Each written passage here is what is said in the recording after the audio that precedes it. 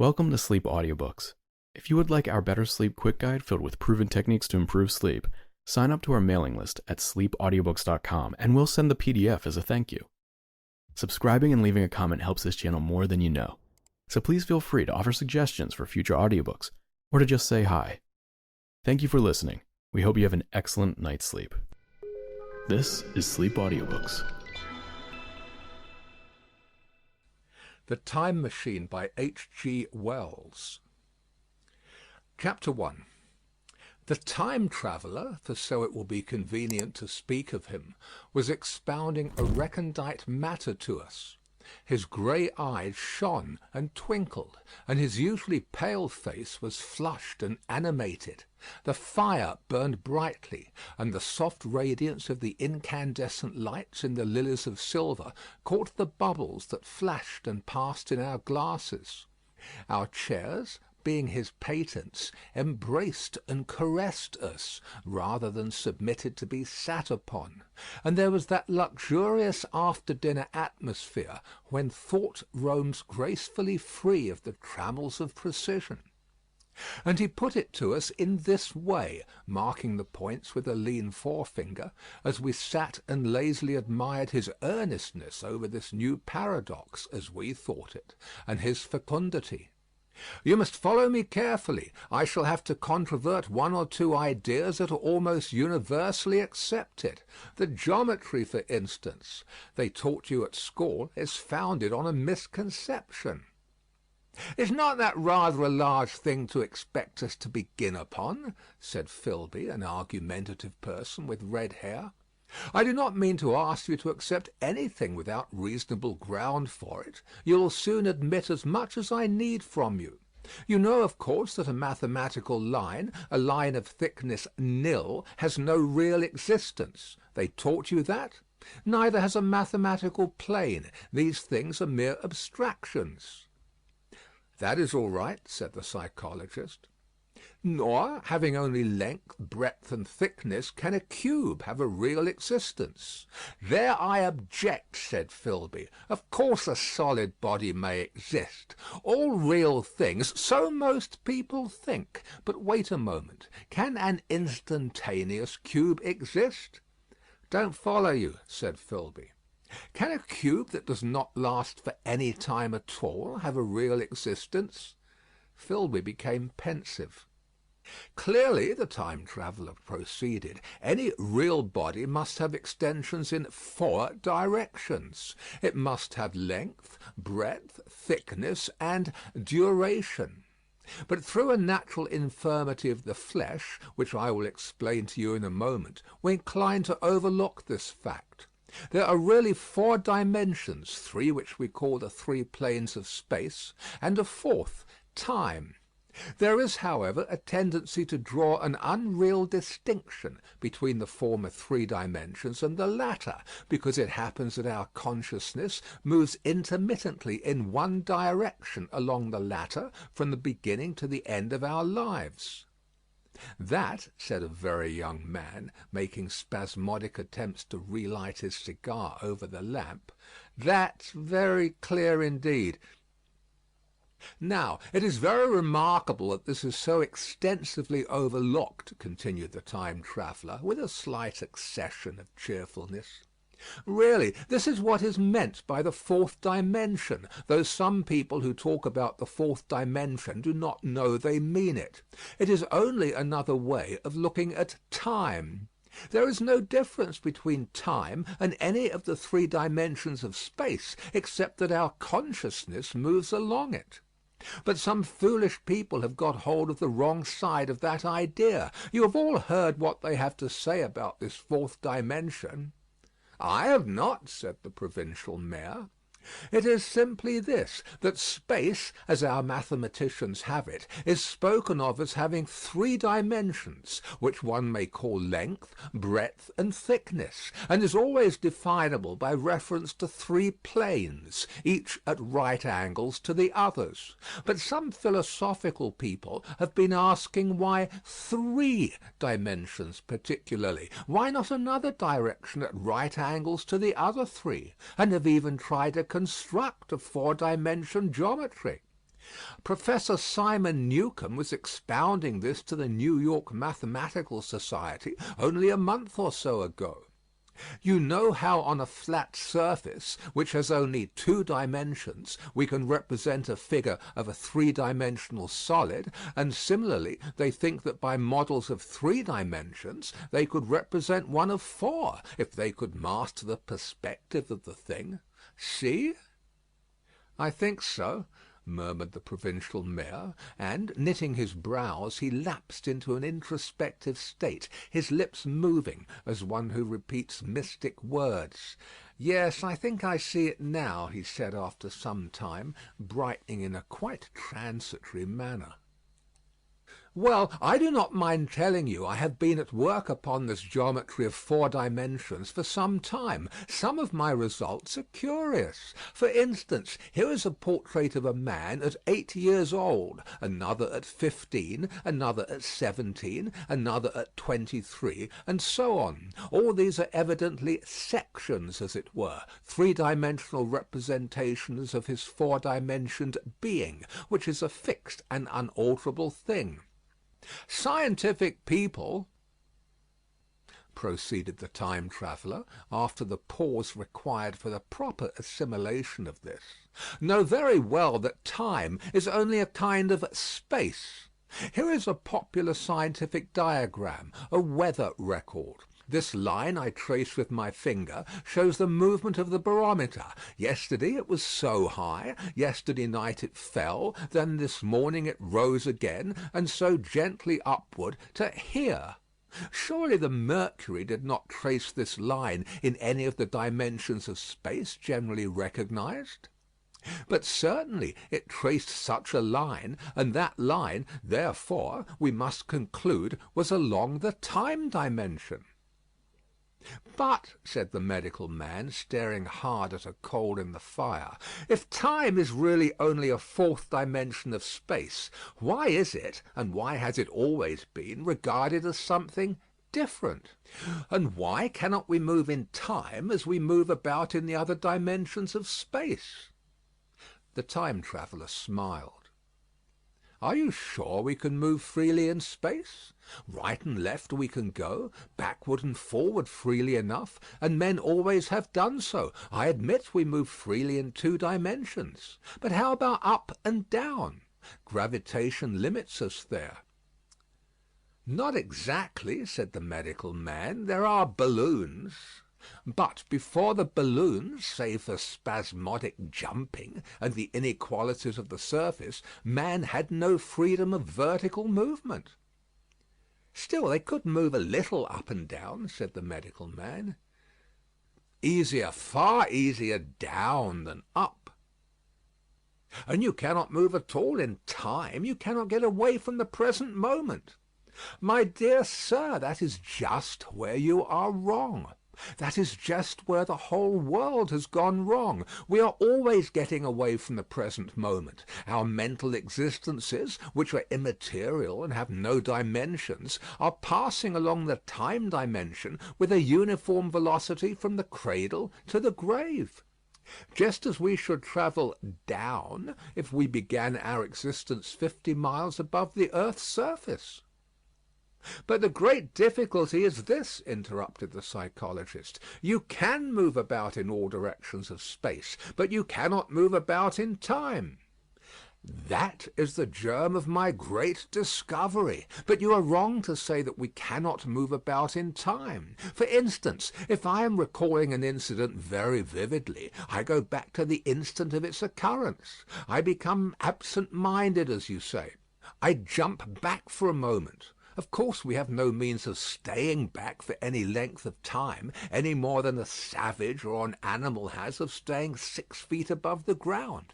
But a civilized man is better off than the savage in this respect. He can go up against gravitation in a balloon, and why should he not hope that ultimately he may be able to stop or accelerate his drift along the time dimension, or even turn about and travel the other way? "Oh, this," began Philby, "is all why not," said the time traveller. "It's against reason," said Philby. "What reason?" said the time traveller. "You can show black is white by argument," said Filby, "but you will never convince me." "Possibly not," said the time traveller; "but now you begin to see the object of my investigations into the geometry of four dimensions. Long ago I had a vague inkling of a machine—" "To travel through time!" exclaimed the very young man. "That shall travel indifferently in any direction of space and time, as the driver determines." Filby contented himself with laughter. "But I have experimental verification," said the time traveller. "It will be remarkably convenient for the historian," the psychologist suggested.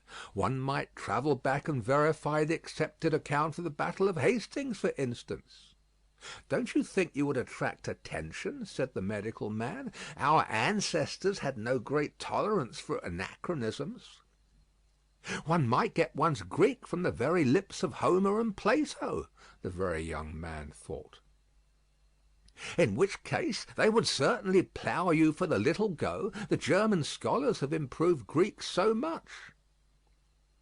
"Then there is the future," said the very young man. "Just think, one might invest all one's money, leave it to accumulate at interest, and hurry on ahead." "To discover a society," said I, "erected on a strictly communistic basis."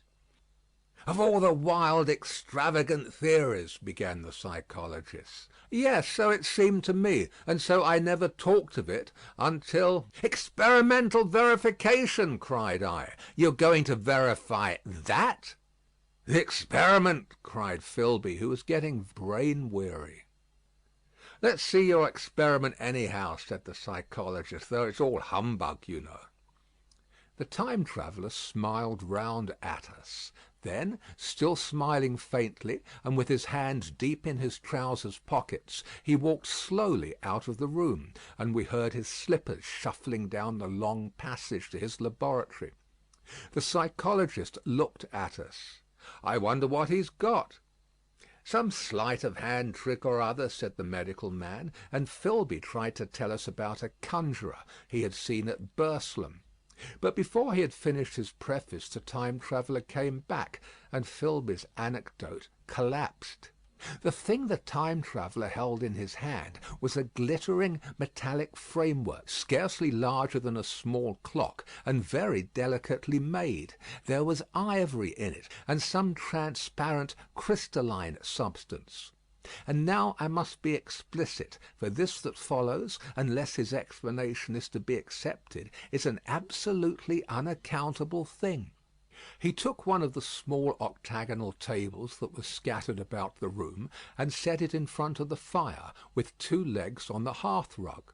On this table he placed the mechanism. Then he drew up a chair and sat down. The only other object on the table was a small shaded lamp, the bright light of which fell upon the model. There were also perhaps a dozen candles about, 2 in brass candlesticks upon the mantel, and several in sconces, so that the room was brilliantly illuminated. I sat in a low armchair nearest the fire, and I drew this forward, so as to be almost between the time traveller and the fireplace. Filby sat behind him, looking over his shoulder. The medical man and the provincial mayor watched him in profile from the right, the psychologist from the left. The very young man stood behind the psychologist. We were all on the alert. It appears incredible to me that any kind of trick, however subtly conceived and however adroitly done, could have been played upon us under these conditions. The time traveller looked at us, and then at the mechanism. "Well?" said the psychologist. "This little affair," said the time traveller, resting his elbows upon the table and pressing his hands together above the apparatus, "is only a model. It is my plan for a machine to travel through time. You will notice that it looks singularly askew, and that there is an odd twinkling appearance about this bar, as though it was in some way unreal." He pointed to the part with his finger. "Also, here is one little white lever, and here is another." The medical man got up out of his chair, and peered into the thing. "It's beautifully made," he said. "It took 2 years to make," retorted the time traveller. Then, when we had all imitated the action of the medical man, he said: "Now I want you clearly to understand that this lever, being pressed over, sends the machine gliding into the future, and this other reverses the motion. This saddle represents the seat of a time traveller. Presently I am going to press the lever, and off the machine will go. It will vanish, pass into future time, and disappear. Have a good look at the thing. Look at the table too, and satisfy yourselves there is no trickery. I don't want to waste this model, and then be told I'm a quack." There was a minute's pause, perhaps. The psychologist seemed about to speak to me, but changed his mind. Then the time traveller put forth his finger towards the lever. "No," he said suddenly, "lend me your hand." And turning to the psychologist, he took that individual's hand in his own and told him to put out his forefinger, so that it was the psychologist himself who sent forth the model time machine on its interminable voyage.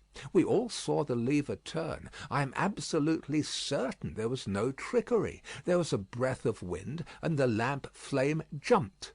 One of the candles on the mantel was blown out, and the little machine suddenly swung round, became indistinct, was seen as a ghost for a second perhaps, as an eddy of faintly glittering brass and ivy, and it was gone, vanished. Save for the lamp, the table was bare. Everyone was silent for a minute. Then Philby said he was damned. The psychologist recovered from his stupor, and suddenly looked under the table. At that the time traveller laughed cheerfully. "Well?" he said, with a reminiscence of the psychologist. Then, getting up, he went to the tobacco jar on the mantel, and with his back to us began to fill his pipe. We stared at each other. "Look here," said the medical man, "are you in earnest about this? Do you seriously believe that that machine has travelled into time?" "Certainly," said the time traveller, stooping to light a spill at the fire. Then he turned, lighting his pipe, to look at the psychologist's face. The psychologist, to show that he was not unhinged, helped himself to a cigar, and tried to light it uncut. "What is more, I have a big machine nearly finished in there." He indicated the laboratory. "And when that is put together, I mean to have a journey on my own account." "You mean to say that that machine has travelled into the future?" said Philby. "Into the future or the past. I don't for certain know which." After an interval the psychologist had an inspiration. "It must have gone into the past if it has gone anywhere," he said. "Why?" said the time traveller. "Because I presume that it has not moved in space, and if it travelled into the future it would still be here all this time, since it must have travelled through this time." "But," I said, "if it travelled into the past it would have been visible when we came first into this room, and last Thursday when we were here, and the Thursday before that, and so forth." "Serious objections," remarked the provincial mayor, with an air of impartiality, turning towards the time traveller.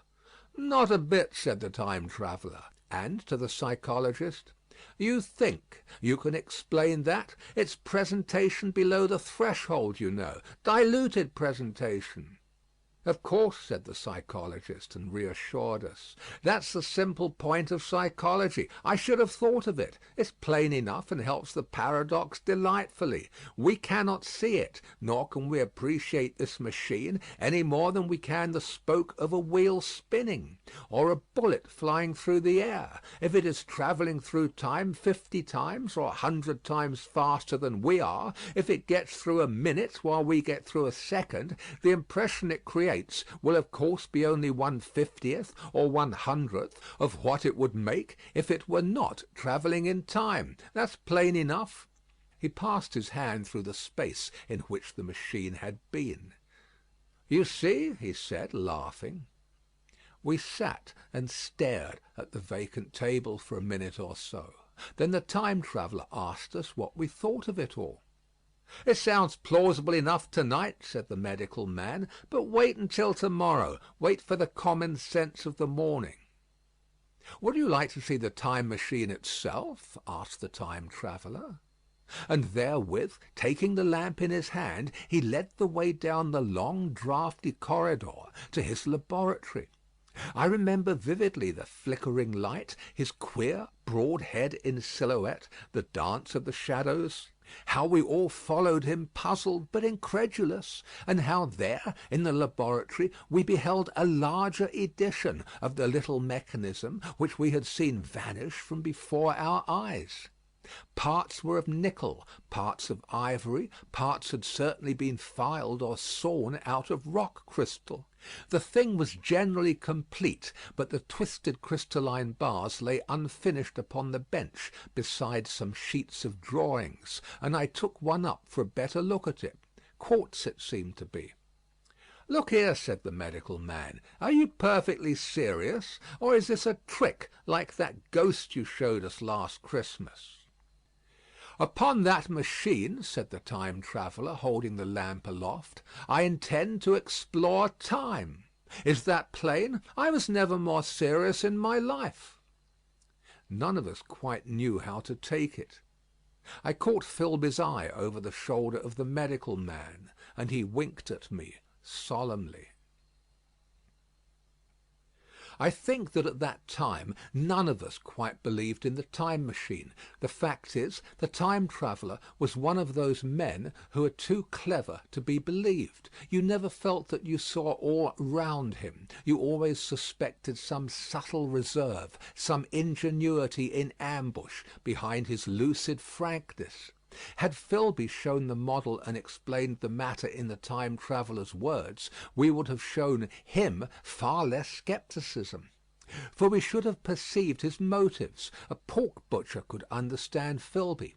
But the time traveller had more than a touch of whim among his elements, and we distrusted him.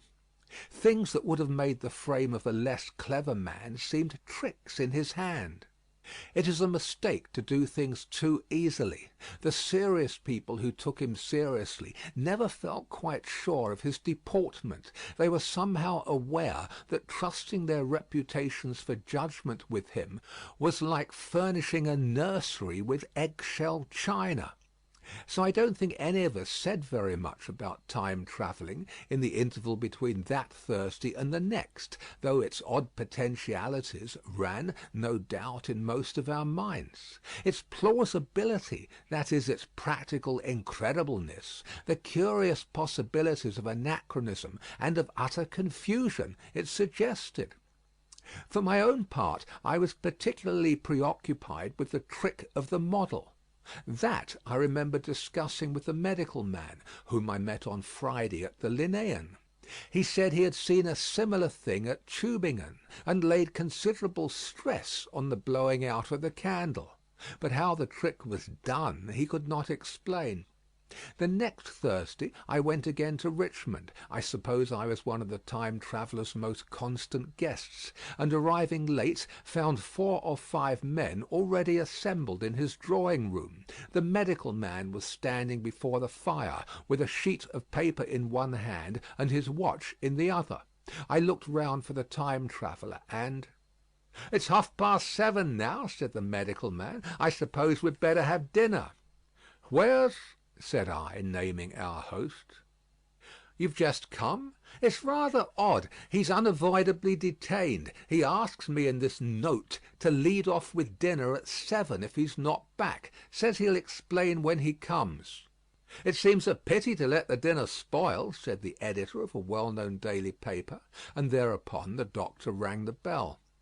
The psychologist was the only person besides the doctor and myself who had attended the previous dinner. The other men were Blank, the editor aforementioned, a certain journalist, and another, a quiet, shy man with a beard, whom I didn't know, and who, as far as my observation went, never opened his mouth all the evening. There was some speculation at the dinner table about the time traveller's absence, and I suggested time travelling in a half jocular spirit.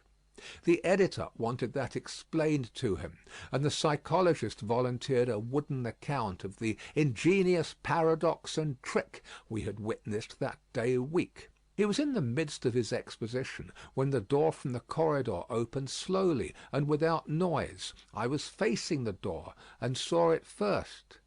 "Hallo!" I said, "at last!" And the door opened wider, and the time traveller stood before us. I gave a cry of surprise.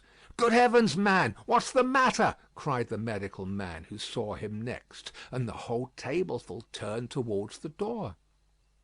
He was in an amazing plight. His coat was dusty and dirty, and smeared with green down the sleeves; his hair disordered, and as it seemed to me greyer, either with dust and dirt, or because its colour had actually faded. His face was ghastly pale. His chin had a brown cut on it, a cut half healed. His expression was haggard and drawn, as by intense suffering. For a moment he hesitated in the doorway, as if he had been dazzled by the light. Then he came into the room. He walked with just such a limp as I have seen in foot-sore tramps. We stared at him in silence, expecting him to speak. He said not a word, but came painfully to the table and made a motion towards the wine. The editor filled a glass of champagne and pushed it towards him. He drained it, and it seemed to do him good, for he looked round the table, and the ghost of his old smile flickered across his face. "What on earth have you been up to, man?" said the doctor. The time traveller did not seem to hear. "Don't let me disturb you," he said, with a certain faltering articulation. "I'm all right." He stopped, held out his glass for more, and took it off at a draught. "That's good," he said. His eyes grew brighter, and a faint colour came into his cheeks. His glance flickered over our faces with a certain dull approval, and then went round the warm and comfortable room. Then he spoke again, still as it were feeling his way among his words. "I'm going to wash and dress, and then I'll come down and explain things. Save me some of that mutton. I'm starving for a bit of meat." He looked across at the editor, who was a rare visitor, and hoped he was all right. The editor began a question. "Tell you presently," said the time traveller. "I'm funny. Be all right in a minute." He put down his glass and walked towards the staircase door. Again I remarked his lameness, and the soft padding sound of his footfall, and standing up in my place I saw his feet as he went out. He had nothing on them but a pair of tattered, blood-stained socks. Then the door closed upon him. I had half a mind to follow, till I remembered how he detested any fuss about himself. For a minute perhaps my mind was wool-gathering. Then "Remarkable behaviour of an eminent scientist," I heard the editor say, thinking, after his wont, in headlines. And this brought my attention back to the bright dinner table. "What's the game?" said the journalist. "Has he been doing the amateur cadger? I don't follow." I met the eye of the psychologist, and read my own interpretation in his face. I thought of the time traveller limping painfully upstairs. I don't think anyone else had noticed his lameness. The first to recover completely from this surprise was the medical man, who rang the bell. The time traveller hated to have servants waiting at dinner for a hot plate. At that the editor turned to his knife and fork with a grunt, and the silent man followed suit. The dinner was resumed. Conversation was exclamatory for a little while, with gaps of wonderment, and then the editor got fervent in his curiosity. "Does our friend eke out his modest income with a crossing, or has he his Nebuchadnezzar phases?" he inquired. "I feel assured it's this business of the time machine," I said, and took up the psychologist's account of our previous meeting. The new guests were frankly incredulous. The editor raised objections. What was this time travelling? A man couldn't cover himself with dust by rolling in a paradox, could he? And then, as the idea came home to him, he resorted to caricature. Hadn't they any clothes brushes in the future? The journalist, too, would not believe at any price, and joined the editor in the easy work of heaping ridicule on the whole thing. They were both the new kind of journalist, very joyous, irreverent young men. "Our special correspondent in The Day After Tomorrow reports," the journalist was saying, or rather shouting, when the time traveller came back. He was dressed in ordinary evening clothes, and nothing save his haggard look remained of the change that had startled me. "I say," said the editor hilariously, "these chaps here say you have been travelling into the middle of next week. Tell us all about little Rosebery, will you? What will you take for the lot?" The time traveller came to the place reserved for him without a word. He smiled quietly in his old way. "Where's my mutton?" he said. "What a treat it is to stick a fork into meat again." "Story!" cried the editor. "Story be damned," said the time traveller. "I want something to eat. I won't say a word until I get some peptone into my arteries. Thanks. And the salt." "One word," said I. "Have you been time travelling?" "Yes," said the time traveller with his mouth full, nodding his head. "I'll give £1 a line for a verbatim note," said the editor. The time traveller pushed his glass towards the silent man and rang it with his finger-nail, at which the silent man, who had been staring at his face, started convulsively and poured him wine. The rest of the dinner was uncomfortable. For my own part, sudden questions kept on rising to my lips, and I dare say it was the same with the others. The journalist tried to relieve the tension by telling anecdotes of Hetty Potter. The time traveller devoted his attention to his dinner, and displayed the appetite of a tramp.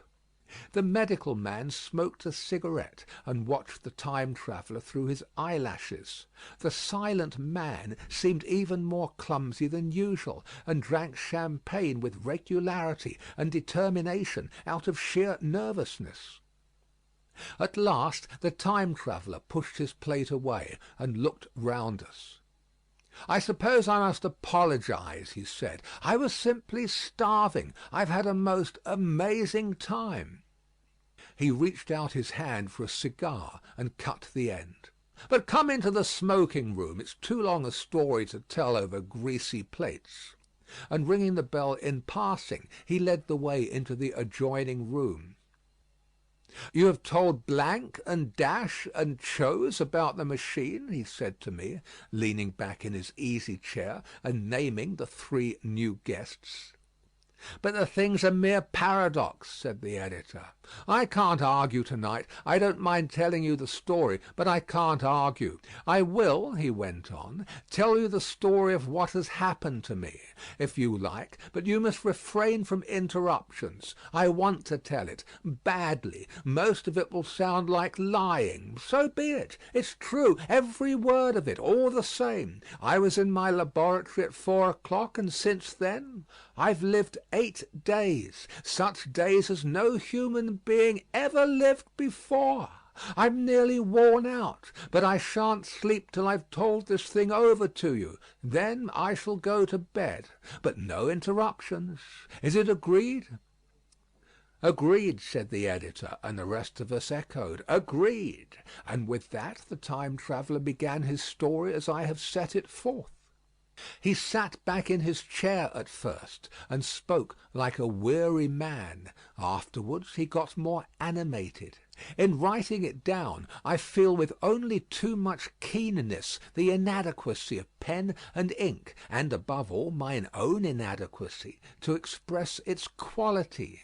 You read, I will suppose, attentively enough, but you cannot see the speaker's white, sincere face in the bright circle of the little lamp, nor hear the intonation of his voice. You cannot know how his expression followed the turns of his story. Most of us hearers were in shadow, for the candles in the smoking room had not been lighted, and only the face of the journalist and the legs of the silent man from the knees downward were illuminated. At first we glanced now and again at each other. After a time we ceased to do that, and looked only at the time traveller's face. I told some of you last Thursday of the principles of the time machine, and showed you the actual thing itself, incomplete, in the workshop. There it is now, a little travel-worn truly, and one of the ivory bars is cracked, and a brass rail bent, but the rest of it sound enough. I expected to finish it on Friday, but on Friday, when the putting together was nearly done, I found that one of the nickel bars was exactly 1 inch too short, and this I had to get remade, so that the thing was not complete until this morning. It was at 10 o'clock today that the first of all time machines began its career. I gave it a last tap, tried all the screws again, put one more drop of oil on the quartz rod, and sat myself in the saddle. I suppose a suicide who holds a pistol to his skull feels much the same wonder at what will come next as I felt then. I took the starting lever in one hand and the stopping one in the other, pressed the first, and almost immediately the second. I seemed to reel. I felt a nightmare sensation of falling, and looking round, I saw the laboratory exactly as before. Had anything happened? For a moment I suspected that my intellect had tricked me.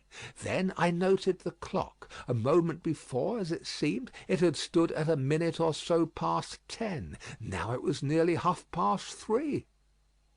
I drew a breath, set my teeth, gripped the starting lever with both hands, and went off with a thud. The laboratory got hazy and went dark. Mrs. Watchett came in and walked, apparently without seeing me, towards the garden door. I suppose it took her a minute or so to traverse the place, but to me she seemed to shoot across the room like a rocket. I pressed the lever over to its extreme position. The night came like the turning out of a lamp, and in another moment came tomorrow. The laboratory grew faint and hazy, then fainter and even fainter. Tomorrow night came black, then day again, night again, day again, faster and faster still. An eddying murmur filled my ears, and a strange dumb confusedness descended on my mind. I am afraid I cannot convey the peculiar sensations of time travelling. They are excessively unpleasant. There is a feeling exactly like that one has upon a switchback, of a helpless, headlong motion. I felt the same horrible anticipation, too, of an imminent smash. As I put on pace, night followed day like the flapping of a black wing. The dim suggestion of the laboratory seemed presently to fall away from me, and I saw the sun hopping swiftly across the sky, leaping it every minute, and every minute marking a day. I supposed the laboratory had been destroyed, and I had come into the open air. I had a dim impression of scaffolding, but I was already going too fast to be conscious of any moving things. The slowest snail that ever crawled dashed by too fast for me. The twinkling succession of darkness and light was excessively painful to the eye. Then, in the intermittent darknesses, I saw the moon spinning swiftly through her quarters from new to full, and had a faint glimpse of the circling stars. Presently, as I went on, still gaining velocity, the palpitation of night and day merged into one continuous greyness. The sky took on a wonderful deepness of blue, a splendid luminous colour like that of early twilight. The jerking sun became a streak of fire, a brilliant arch in space, the moon a fainter fluctuating band, and I could see nothing of the stars, save now and then a brighter circle flickering in the blue.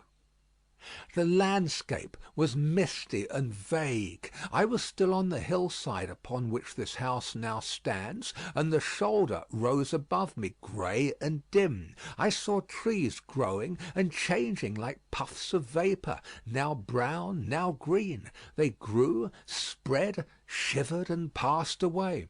I saw huge buildings rise up faint and fair, and pass like dreams. The whole surface of the earth seemed changed, melting and flowing under my eyes. The little hands upon the dials that registered my speed raced round faster and faster. Presently I noticed that the sun belt swayed up and down from solstice to solstice in a minute or less, and that consequently my pace was over a year a minute, and minute by minute the white snow flashed across the world and vanished, and was followed by the bright, brief green of spring. The unpleasant sensations of the start were less poignant now. They merged at last into a kind of hysterical exhilaration. I remarked indeed a clumsy swaying of the machine, for which I was unable to account. But my mind was too confused to attend to it, so with a kind of madness growing upon me, I flung myself into futurity. At first I scarce thought of stopping, scarce thought of anything but these new sensations. But presently a fresh series of impressions grew up in my mind, a certain curiosity, and therewith a certain dread, until at last they took complete possession of me. What strange developments of humanity, what wonderful advances upon our rudimentary civilization, I thought, might not appear when I came to look nearly into the dim elusive world that raced and fluctuated before my eyes. I saw great and splendid architecture rising about me, more massive than any buildings of our own time, and yet, as it seemed, built of glimmer and mist. I saw a richer green flow up the hillside, and remain there without any wintry intermission. Even through the veil of my confusion, the earth seemed very fair, and so my mind came round to the business of stopping. The peculiar risk lay in the possibility of my finding some substance in the space which I or the machine occupied. So long as I travelled at a high velocity through time, this scarcely mattered. I was, so to speak, attenuated, was slipping like a vapour through the interstices of intervening substances. But to come to a stop involved the jamming of myself, molecule by molecule, into whatever lay in my way, meant bringing my atoms into such intimate contact with those of the obstacle that a profound chemical reaction, possibly a far-reaching explosion, would result, and blow myself and my apparatus out of all possible dimensions into the unknown. This possibility had occurred to me again and again while I was making the machine, but then I had cheerfully accepted it as an unavoidable risk, one of the risks a man has got to take. Now the risk was inevitable, I no longer saw it in the same cheerful light. The fact is that insensibly the absolute strangeness of everything, the sickly jarring and swaying of the machine, above all the feeling of prolonged falling, had absolutely upset my nerve. I told myself that I could never stop, and with a gust of petulance I resolved to stop forthwith. Like an impatient fool I lugged over the lever, and incontinently the thing went reeling over, and I was flung headlong through the air. There was the sound of a clap of thunder in my ears. I may have been stunned for a moment. A pitiless hail was hissing round me, and I was sitting on soft turf in front of the overset machine. Everything still seemed grey, but presently I remarked that the confusion in my ears was gone. I looked round me. I was on what seemed to be a little lawn in a garden, surrounded by rhododendron bushes, and I noticed that their mauve and purple blossoms were dropping in a shower under the beating of the hailstones. The rebounding, dancing hail hung in a cloud over the machine, and drove along the ground like smoke. In a moment I was wet to the skin. "Fine hospitality," said I, "to a man who has travelled innumerable years to see you." Presently I thought what a fool I was to get wet. I stood up and looked round me. A colossal figure, carved apparently in some white stone, loomed indistinctly beyond the rhododendrons through the hazy downpour, but all else of the world was invisible. My sensations would be hard to describe. As the columns of hail grew thinner, I saw the white figure more distinctly. It was very large, for a silver birch tree touched its shoulder. It was of white marble, in shape something like a winged sphinx, but the wings, instead of being carried vertically at the sides, were spread so that it seemed to hover. The pedestal, it appeared to me, was of bronze, and was thick with verdigris. It chanced that the face was towards me. The sightless eyes seemed to watch me. There was a faint shadow of a smile on the lips. It was greatly weather-worn, and that imparted an unpleasant suggestion of disease. I stood looking at it for a little space, half a minute perhaps, or half an hour. It seemed to advance and to recede as the hail drove before it denser or thinner. At last I tore my eyes from it for a moment, and saw that the hail curtain had worn threadbare, and that the sky was lightening with the promise of the sun. I looked up again at the crouching white shape, and the full temerity of my voyage came suddenly upon me. What might appear when that hazy curtain was altogether withdrawn? What might not have happened to men? What if cruelty had grown into a common passion? What if in this interval the race had lost its manliness, and had developed into something inhuman, unsympathetic, and overwhelmingly powerful? I might seem some old world savage animal, only the more dreadful and disgusting for our common likeness, a foul creature to be incontinently slain. Already I saw other vast shapes, huge buildings with intricate parapets and tall columns, with a wooded hillside dimly creeping in upon me through the lessening storm. I was seized with a panic fear. I turned frantically to the time machine and strove hard to readjust it. As I did so, the shafts of the sun smote through the thunderstorm. The grey downpour was swept aside and vanished like the trailing garments of a ghost.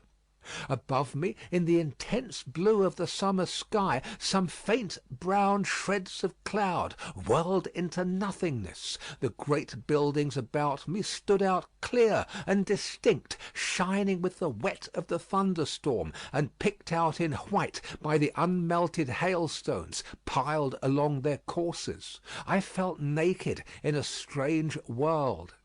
I felt as perhaps a bird may feel in the clear air, knowing the hawk wings above and will swoop.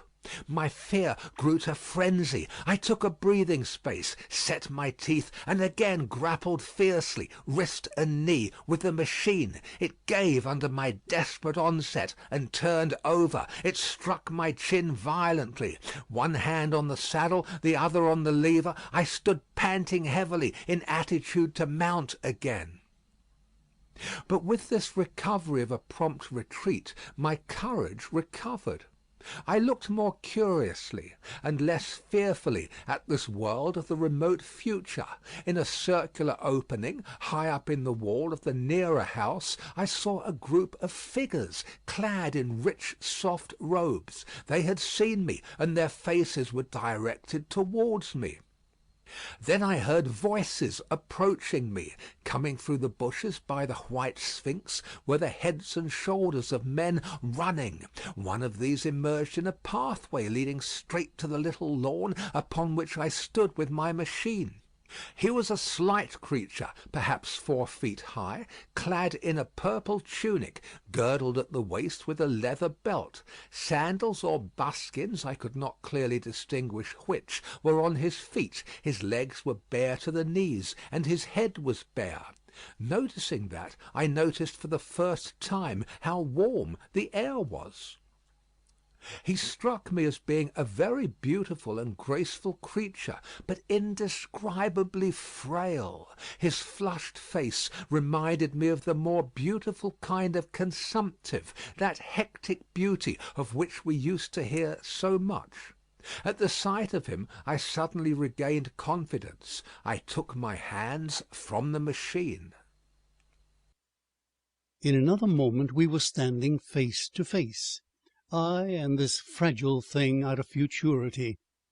He came straight up to me and laughed into my eyes. The absence from his bearing of any signs of fear struck me at once.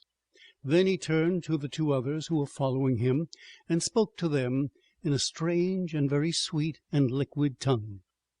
There were others coming, and presently a little group of perhaps 8 or 10 of these exquisite creatures were about me. One of them addressed me. It came into my head, oddly enough, that my voice was much too harsh and deep for them, so I shook my head, and pointing to my ears, shook it again. He came a step forward, hesitated, and then touched my hand. Then I felt other soft little tentacles upon my back and shoulders. They wanted to make sure I was real. There was nothing in this at all alarming. Indeed, there was something in these pretty little people that inspired confidence, a graceful gentleness, a certain childlike ease. And besides, they looked so frail that I could fancy myself flinging the whole dozen of them about like 9-pins. But I made a sudden motion to warn them when I saw their little pink hands feeling at the time machine. Happily then, when it was not too late, I thought of a danger I had hitherto forgotten, and reaching over the bars of the machine, I unscrewed the little levers that would set it in motion, and put these in my pocket. Then I turned again to see what I could do in the way of communication. And then, looking more nearly into their features, I saw some further peculiarities in their Dresden china type of prettiness. Their hair, which was uniformly curly, came to a sharp end at the neck and cheek. There was not the faintest suggestion of it on the face, and their ears were singularly minute. Their mouths were small, with bright red, rather thin lips, and the little chins ran to a point. The eyes were large and mild, and, this may seem egotism on my part, I fancied even that there was a certain lack of the interest I might have expected in them. As they made no effort to communicate with me, but simply stood round me smiling and speaking in soft cooing notes to each other, I began the conversation. I pointed to the time machine and to myself. Then, hesitating for a moment how to express time, I pointed to the sun. At once a quaintly pretty little figure in checkered purple and white followed my gesture, and then astonished me by imitating the sound of thunder. For a moment I was staggered, though the import of his gesture was plain enough. The question had come into my mind abruptly. Were these creatures fools? You may hardly understand how it took me. You see, I had always anticipated that the people of the year 802,000 odd would be incredibly in front of us in knowledge, art, everything. Then one of them suddenly asked me a question that showed him to be on the intellectual level of one of our 5-year-old children. Asked me, in fact, if I had come from the sun in a thunderstorm. It let loose the judgment I had suspended upon their clothes, their frail, light limbs and fragile features. A flow of disappointment rushed across my mind. For a moment I felt that I had built the time machine in vain. I nodded, pointed to the sun, and gave them such a vivid rendering of a thunderclap as startled them. They all withdrew a pace or so and bowed. Then came one laughing towards me, carrying a chain of beautiful flowers altogether new to me, and put it about my neck. The idea was received with melodious applause, and presently they were all running to and fro for flowers, and laughingly flinging them upon me until I was almost smothered with blossom. You who have never seen the like can scarcely imagine what delicate and wonderful flowers countless years of culture had created. Then someone suggested that their playthings should be exhibited in the nearest building, and so I was led past the Sphinx of white marble, which had seemed to watch me all the while with a smile at my astonishment, toward a vast grey edifice of fretted stone. As I went with them, the memory of my confident anticipations of a profoundly grave and intellectual posterity came with irresistible merriment to my mind. The building had a huge entry, and was altogether of colossal dimensions. I was naturally most occupied with the growing crowd of little people, and with the big open portals that yawned before me, shadowy and mysterious. My general impression of the world I saw over their heads was a tangled waste of beautiful bushes and flowers, a long neglected and yet weedless garden. I saw a number of tall spikes of strange white flowers, measuring a foot perhaps across the spread of waxen petals. They grew scattered as if wild among the variegated shrubs, but as I say, I did not examine them closely at this time. The time machine was left deserted on the turf among the rhododendrons. The arch of the doorway was richly carved, but naturally I did not observe the carving very narrowly, though I fancied I saw suggestions of old Phoenician decorations as I passed through, and it struck me that they were very badly broken and weather-worn. Several more brightly clad people met me in the doorway, and so we entered, I dressed in dingy 19th-century garments, looking grotesque enough, garlanded with flowers, and surrounded by an eddying mass of bright, soft-coloured robes and shining white limbs, in a melodious whirl of laughter and laughing speech. The big doorway opened into a proportionately great hall, hung with brown. The roof was in shadow, and the windows, partially glazed with coloured glass and partially unglazed, admitted a tempered light. The floor was made up of huge blocks of some very hard white metal, not plates nor slabs, blocks, and it was so much worn, as I judged by the going to and fro of past generations, as to be deeply channeled along the more frequented ways. Transverse to the length were innumerable tables made of slabs of polished stone, raised perhaps a foot from the floor. Upon these were heaps of fruits. Some I recognized as a kind of hyperatrophied raspberry and orange, but for the most part they were strange. Between the table was scattered a great number of cushions. Upon these my conductors seated themselves, signing for me to do likewise. With a pretty absence of ceremony, they began to eat the fruit with their hands, flinging peel and stalks and so forth into the round openings in the sides of the tables. I was not loath to follow their example, for I felt thirsty and hungry. As I did so, I surveyed the hall at my leisure, and perhaps the thing that struck me most was its dilapidated look. The stained-glass windows, which displayed only a geometrical pattern, were broken in many places, and the curtains that hung across the lower end were thick with dust, and it caught my eye that the corner of the marble table near me was fractured. Nevertheless, the general effect was extremely rich and picturesque. There were perhaps a couple of hundred people dining in the hall, and most of them, seated as near to me as they could come, were watching me with interest, their little eyes shining over the fruit they were eating. All were clad in the same soft and yet strong silky material. Fruit, by the by, was all their diet.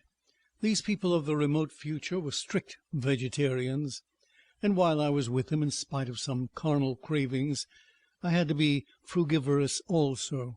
Indeed, I found afterward that horses, cattle, sheep, dogs had followed the ichthyosaurus into extinction. But the fruits were very delightful. One in particular that seemed to be in season all the time I was there, a flowery thing in a three-sided husk, was especially good, and I made it my staple. At first I was puzzled by all these strange fruits, and by the strange flowers I saw, but later I began to perceive their import. However, I'm telling you of my fruit dinner in the distant future now. So soon as my appetite was a little checked, I determined to make a resolute attempt to learn the speech of these new men of mine. Clearly, that was the next thing to do. The fruit seemed a convenient thing to begin upon, and holding one of these up, I began a series of interrogative sounds and gestures. I had some considerable difficulty in conveying my meaning. At first my efforts met with a stare of surprise or inextinguishable laughter, but presently a fair-haired little creature seemed to grasp my intention and repeated a name. They had to chatter and explain the business at great length to each other, and my first attempts to make the exquisite little sounds of their language caused an immense amount of amusement. However, I felt like a schoolmaster amidst children, and persisted, and presently I had a score of noun substantives at least at my command, and then I got to demonstrative pronouns and even the verb to eat. But it was slow work, and the little people soon tired and wanted to get away from my interrogations. So I determined, rather of necessity, to let them give their lessons in little doses when they felt inclined. And very little doses I found they were before long, for I never met people more indolent or more easily fatigued. A queer thing I soon discovered about my little hosts, and that was their lack of interest. They would come to me with eager cries of astonishment like children, but like children they would soon stop examining me and wander away after some other toy. The dinner and my conversational beginnings ended, I noted for the first time that almost all those who had surrounded me at first were gone. It is odd, too, how speedily I came to disregard these little people. I went out through the portal into the sunlit world again as soon as my hunger was satisfied. I was continually meeting more of these little men of the future, who would follow me a little distance, chatter and laugh about me, and having smiled and gesticulated in a friendly way, leave me again to my own devices. The calm of evening was upon the world as I emerged from the great hall, and the scene was lit by the warm glow of the setting sun. At first things were very confusing. Everything was so entirely different from the world I had known, even the flowers. The big building I had left was situated on the slope of a broad river valley, but the Thames had shifted perhaps a mile from its present position. I resolved to mount to the summit of a crest, perhaps a mile and a half away, from which I could get a wider view of this our planet in the year 802,701 A.D. For that, I should explain, was the date on the little dials of my machine recorded. As I walked, I was watching for every impression that could possibly help to explain the condition of ruinous splendor in which I found the world, for ruinous it was. A little way up the hill, for instance, was a great heap of granite, bound together by masses of aluminum, a vast labyrinth of precipitous walls and crumpled heaps, amidst which were thick heaps of very beautiful pagoda-like plants, nettles possibly, but wonderfully tinted with brown about the leaves, and incapable of stinging. It was evidently the derelict remains of some vast structure To what end built I could not determine. It was here that I was destined at a later date to have a very strange experience, the first intimation of a still stranger discovery, but of that I will speak in its proper place. Looking round with a sudden thought from a terrace on which I rested for a while, I realized that there were no small houses to be seen. Apparently the single house, and possibly even the household, had vanished. Here and there among the greenery were palace-like buildings, but the house and the cottage, which form such characteristic features of our own English landscape, had disappeared. Communism, said I to myself. And on the heels of that came another thought. I looked at the half-dozen little figures that were following me. Then in a flash I perceived that all had the same form of costume, the same soft, hairless visage, and the same girlish rotundity of limb. It may seem, perhaps, that I had not noticed this before, but everything was so strange. Now I saw the fact plainly enough, in costume and in all the differences of texture and bearing that now mark off the sexes from each other. These people of the future were alike, and the children seemed to my eyes to be but miniatures of their parents. I judged then that the children of that time were extremely precocious, physically at least, and I found afterward abundant verification of my opinion.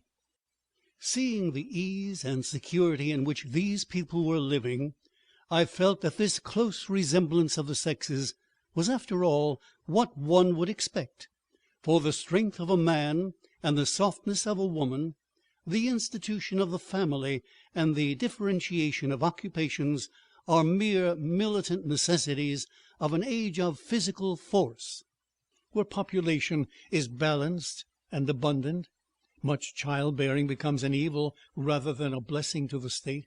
Where violence comes but rarely and offspring are secure, there is less necessity, indeed there is no necessity, for an efficient family, and the specialization of the sexes with reference to their children's needs disappears. We see some beginnings of this even in our own time, and in this future age it was complete. This, I must remind you, was my speculation at the time.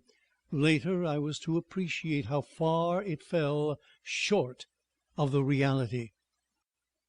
While I was musing upon these things, my attention was attracted by a pretty little structure, like a well under a cupola. I thought in a transitory way of the oddness of wells still existing, and then resumed the thread of my speculations. There were no large buildings towards the top of the hill, and as my walking powers were evidently miraculous, I was presently left alone for the first time. With a strange sense of freedom and adventure, I pushed on up to the crest, and there I found a seat of some yellow metal that I did not recognize, corroded in places with a kind of pinkish rust, and half smothered in soft moss. The armrests, cast and filled into the resemblance of griffins' heads, I sat down on it, and I surveyed the broad view of our old world under the sunset of that long day. It was as sweet and fair a view as I have ever seen. The sun had already gone below the horizon, and the west was flaming gold, touched with some horizontal bars of purple and crimson. Below is the valley of the Thames, in which the river lay like a band of burnished steel. I have already spoken of the great palaces dotted about among the variegated greenery, some in ruins and some still occupied. Here and there rose a white or silvery figure in the waste garden of the earth. Here and there came the sharp vertical line of some cupola or obelisk. There were no hedges, no signs of proprietary rights, no evidences of agriculture. The whole earth had become a garden. So watching, I began to put my interpretation upon the things I had seen. And as it shaped itself to me that evening, my interpretation was something in this way. Afterwards I found I had got only a half truth, or only a glimpse of one facet of the truth. It seemed to me that I had happened upon humanity upon the wane. The ruddy sunset set me thinking of the sunset of mankind. For the first time I began to realize an odd consequence of the social effort in which we are at present engaged. And yet, come to think, it is a logical consequence enough. Strength is the outcome of need. Security sets a premium on feebleness. The work of ameliorating the conditions of life, the true civilizing process that makes life more and more secure, had gone steadily on to a climax. One triumph of a united humanity over nature had followed another. Things that are now mere dreams had become projects deliberately put in hand and carried forward. And the harvest was what I saw. After all, the sanitation and the agriculture of today are still in the rudimentary stage. The science of our time has attacked but a little department of the field of human disease, but even so it spreads its operations very steadily and persistently. Our agriculture and horticulture destroy a weed just here and there, and cultivate perhaps a score or so of wholesome plants, leaving the greater number to fight out of balance as they can.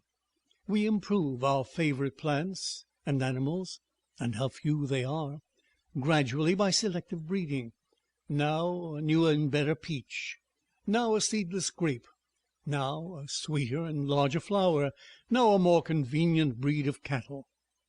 We improve them gradually, because our ideals are vague and tentative, and our knowledge is very limited, because nature too is shy and slow in our clumsy hands. Some day all this will be better organized and still better. That is the drift of the current in spite of the eddies.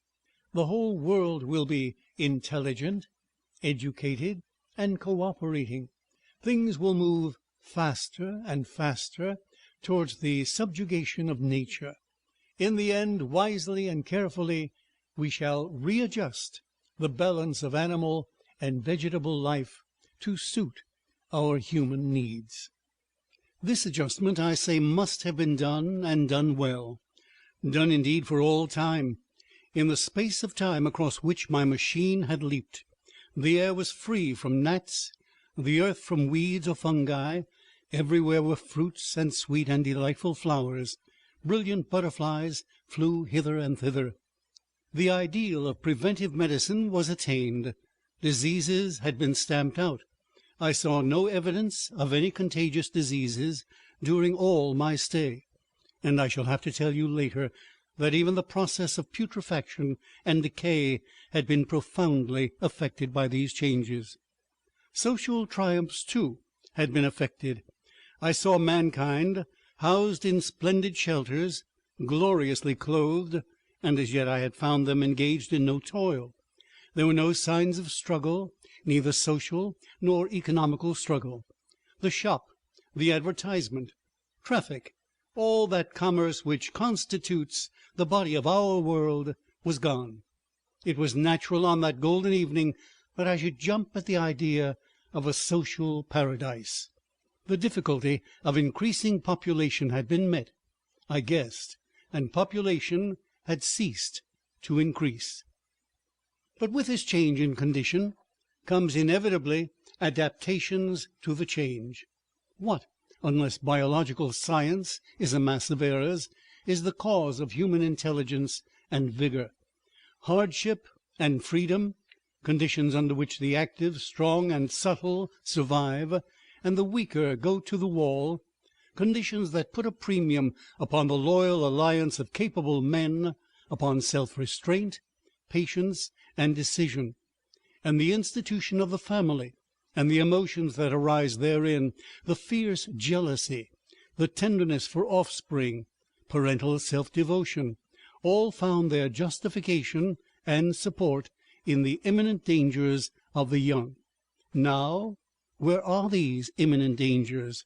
There is a sentiment arising, and it will grow, against connubial jealousy, against fierce maternity, against passion of all sorts, unnecessary things now, and things that make us uncomfortable, savage survivals, discords in a refined and pleasant life.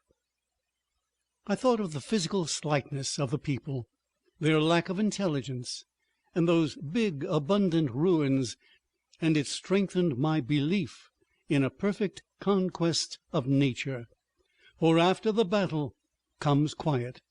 Humanity had been strong, energetic, and intelligent, and had used all its abundant vitality to alter the conditions under which it lived. And now comes the reaction of the altered conditions. Under the new conditions of perfect comfort and security, that restless energy that with us is strength would become weakness. Even in our own time, certain tendencies and desires, once necessary to survival, are a constant source of failure. Physical courage and the love of battle, for instance, are no great help, may even be hindrances to a civilized man. And in a state of physical balance and security, power, intellectual as well as physical, would be out of place. For countless years I judged there had been no danger of war or solitary violence, no danger from wild beasts, no wasting disease to require strength of constitution, no need of toil. For such a life, what we should call the weak are as well equipped as the strong, are indeed no longer weak. Better equipped indeed they are, for the strong would be fretted by an energy for which there was no outlet. No doubt the exquisite beauty of the buildings I saw was the outcome of the last surgings of the now purposeless energy of mankind before it settled down into perfect harmony with the conditions under which it lived. The flourish of that triumph which began the last great peace. This has ever been the fate of energy in security. It takes to art and to eroticism, and then comes languor and decay. Even this artistic impetus would at last die away, had almost died in the time I saw. To adorn themselves with flowers, to dance, to sing in the sunlight, so much was left of the artistic spirit, and no more. Even that would fade in the end into a contented inactivity. We are kept keen on the grindstone of pain and necessity, and it seemed to me that here was that hateful grindstone broken at last. As I stood there in the gathering dark, I thought that in this simple explanation I had mastered the problem of the world, mastered the whole secret of these delicious people.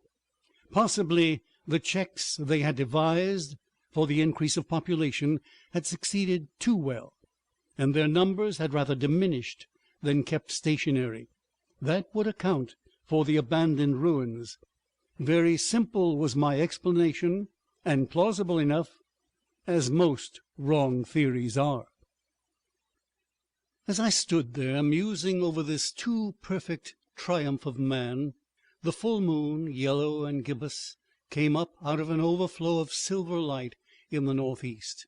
The bright little figures ceased to move about below. A noiseless owl flitted by, and I shivered with the chill of the night. I determined to descend and find where I could sleep. I looked for the building I knew. Then my eye travelled along to the figure of the white Sphinx upon the pedestal of bronze, growing distinct as the light of the rising moon grew brighter. I could see the silver birch against it. There was the tangle of rhododendron bushes, black in the pale light, and there was the little lawn. I looked at the lawn again. A queer doubt chilled my complacency. No, I said stoutly to myself, that was not the lawn. But it was the lawn, for the white leprous face of the Sphinx was towards it. Can you imagine what I felt as this conviction came home to me? But you cannot. The time machine was gone. At once, like a lash across the face, came the possibility of losing my own age, of being left helpless in this strange new world. The bare thought of it was an actual physical sensation. I could feel it grip me at the throat and stop my breathing. In another moment I was in a passion of fear and running with great leaping strides down the slope. Once I fell headlong and cut my face. I lost no time in staunching the blood, but jumped up and ran on, with a warm trickle down my cheek and chin. All the time I ran I was saying to myself, "They have moved it a little, pushed it under the bushes out of the way." Nevertheless, I ran with all my might, all the time with the certainty that sometimes comes with excessive dread. I knew that such assurance was folly, knew instinctively that the machine was removed out of my reach. My breath came with pain. I suppose I covered the whole distance from the hill crest to the little lawn, 2 miles perhaps, in 10 minutes, and I'm not a young man. I cursed aloud as I ran at my confident folly in leaving the machine, wasting good breath thereby. I cried aloud, and none answered. Not a creature seemed to be stirring in that moonlit world. When I reached the lawn, my worst fears were realized. Not a trace of the thing was to be seen. I felt faint and cold when I faced the empty space among the black tangle of bushes. I ran round it furiously, as if the thing might be hidden in a corner, and then stopped abruptly, with my hands clutching my hair. Above me towered the Sphinx, upon the bronze pedestal, white, shining, leprous, in the light of the rising moon. It seemed to smile in mockery of my dismay. I might have consoled myself by imagining the little people had put the mechanism in some shelter for me, had I not felt assured of their physical and intellectual inadequacy. That is what dismayed me, the sense of some hitherto unsuspected power, through whose intervention my invention had vanished. Yet for one thing I felt assured. Unless some other age had produced its exact duplicate, the machine could not have moved in time. The attachment of the levers, I will show you the method later, prevented anyone from tampering with it in that way. When they were removed, it had moved, and was hid only in space. But then where could it be? I think I must have had a kind of frenzy. I remember running violently in and out among the moonlit bushes, all around the Sphinx, and startling some white animal that in the dim light I took for a small deer. I remember, too, late that night, beating the bushes with my clenched fist until my knuckles were gashed and bleeding from the broken twigs. Then, sobbing and raving in my anguish of mind, I went down to the great building of stone. The big hall was dark, silent, and deserted. I slipped on the uneven floor and fell over one of the macrolite tables, almost breaking my shin. I lit a match and went on past the dusty curtains of which I have told you. There I found a second great hall, covered with cushions, upon which perhaps a score or so of the little people were sleeping. I have no doubt they found my second appearance strange enough, coming suddenly out of the quiet darkness with inarticulate noises and the splutter and flare of a match, for they had forgotten about matches. "Where is my time machine?" I began, bawling like an angry child, laying hands upon them and shaking them up together. It must have been very queer to them. Some laughed, most of them looked sorely frightened. When I saw them standing round me, it came into my head that I was doing as foolish a thing as it was possible for me to do under the circumstances, in trying to revive the sensation of fear. For, reasoning from their daylight behaviour, I thought that fear must be forgotten. Abruptly I dashed down the match, and knocking one of the people over in my course, went blundering across the big dining hall again, out under the moonlight. I heard cries of terror, and their little feet running and stumbling this way and that. I do not remember all I did as the moon crept across the sky. I suppose it was the unexpected nature of my loss that maddened me. I felt hopelessly cut off from my own kind, a strange animal in an unknown world. I must have raved to and fro, screaming and crying upon God and fate. I have a memory of horrible fatigue as the long night of despair wore away, of looking in this impossible place and that, of groping among moonlit ruins and touching strange creatures in the black shadows, at last of lying down on the ground near the Sphinx and weeping with absolute wretchedness. I had nothing left but misery. Then I slept, and when I woke again it was full day, and a couple of sparrows were hopping round me on the turf within reach of my arm. I sat up in the freshness of the morning, trying to remember how I had got there, and why I had such a profound sense of desertion and despair. Then things came clear in my mind, with the plain reasonable daylight.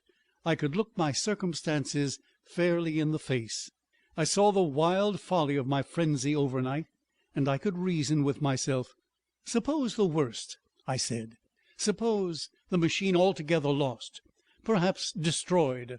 It behooves me to be calm and patient, to learn the way of the people, to get a clear idea of the method of my loss, and the means of getting materials and tools, so that in the end, perhaps, I may make another. That would be my only hope, perhaps, but better than despair. And after all, it was a beautiful and curious world. But probably the machine had only been taken away. Still, I must be calm and patient, find its hiding place, and recover it by force or cunning.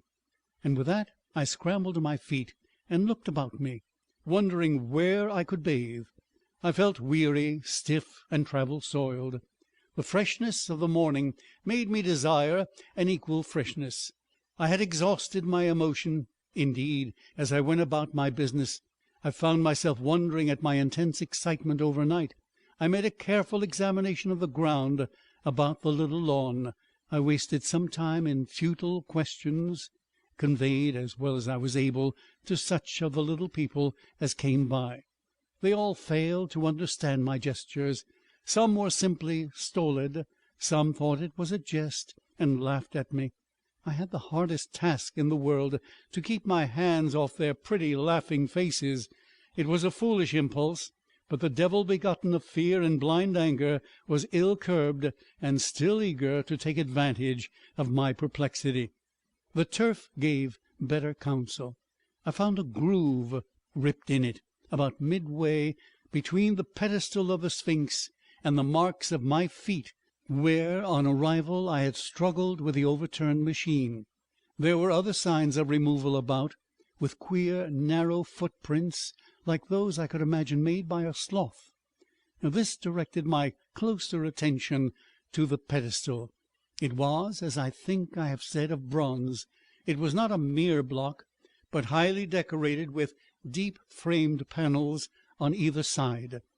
I went and rapped at these. The pedestal was hollow. Examining the panels with care, I found them discontinuous with the frames.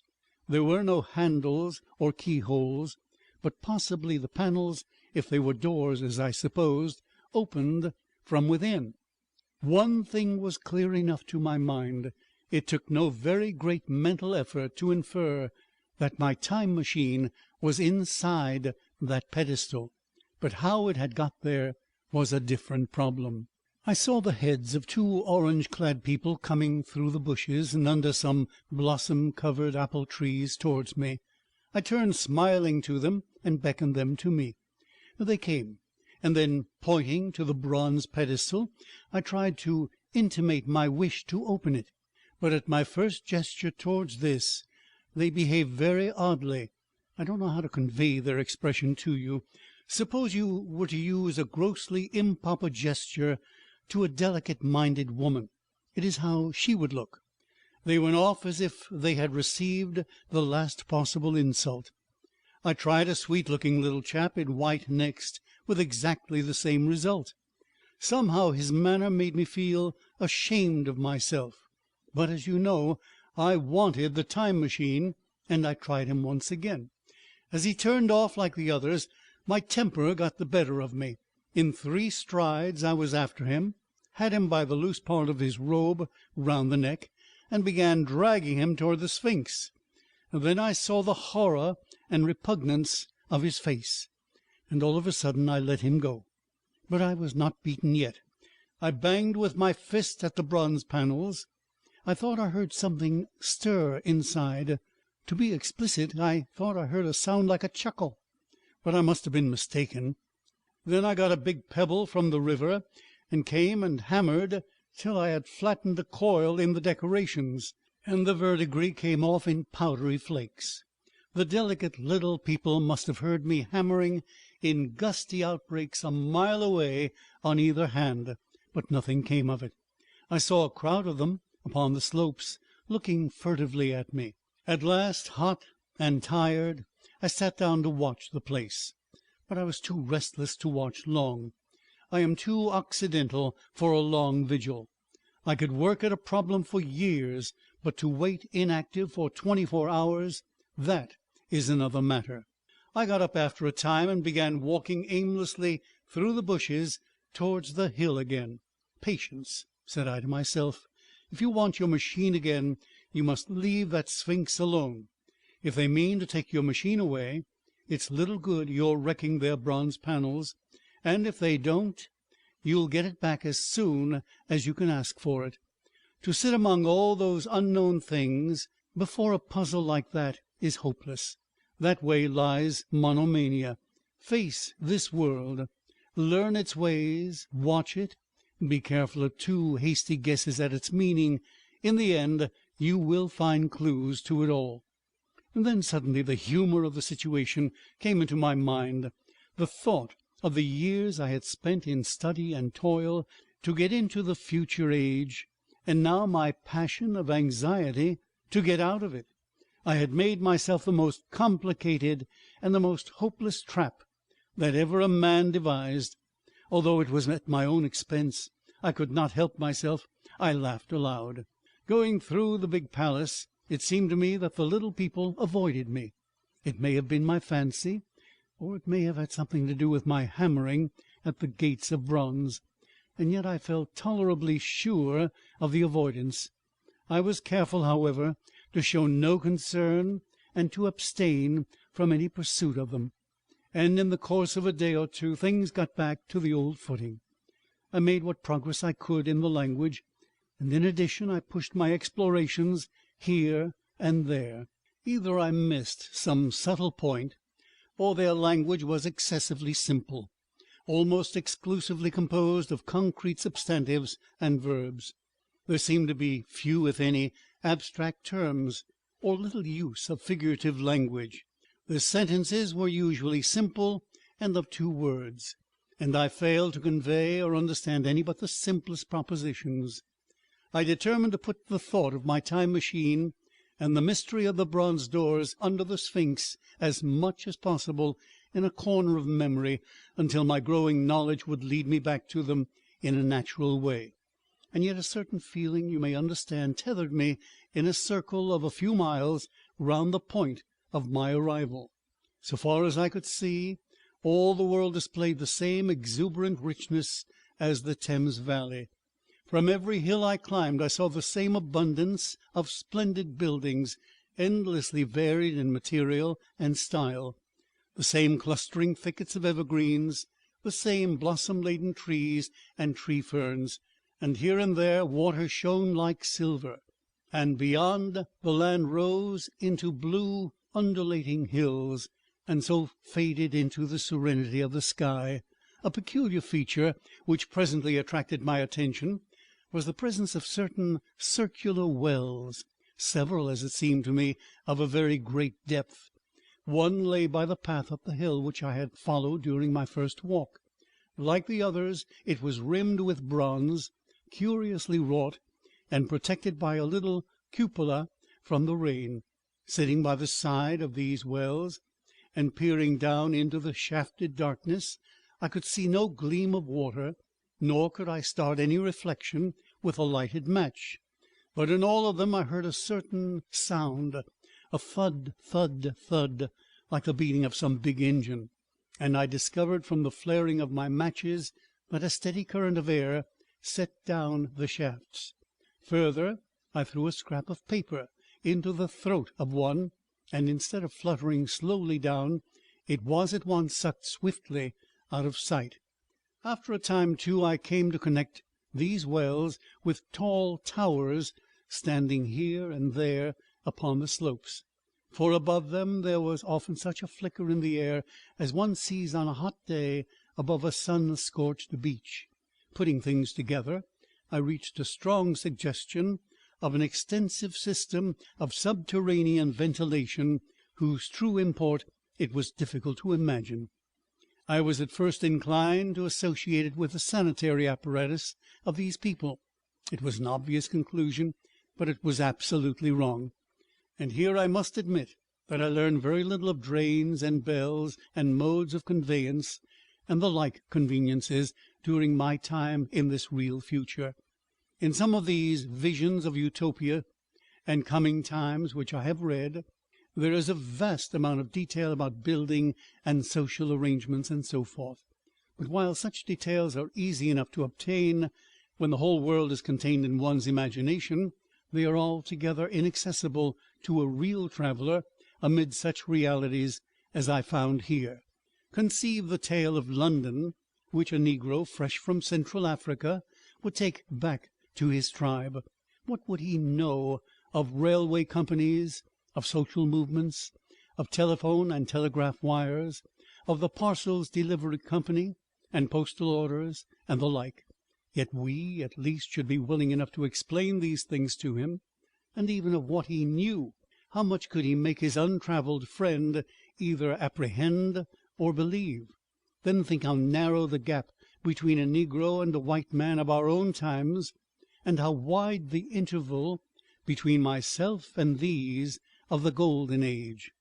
I was sensible of much which was unseen, and which contributed to my comfort, but save for a general impression of automatic organization, I fear I can convey very little of the difference to your mind.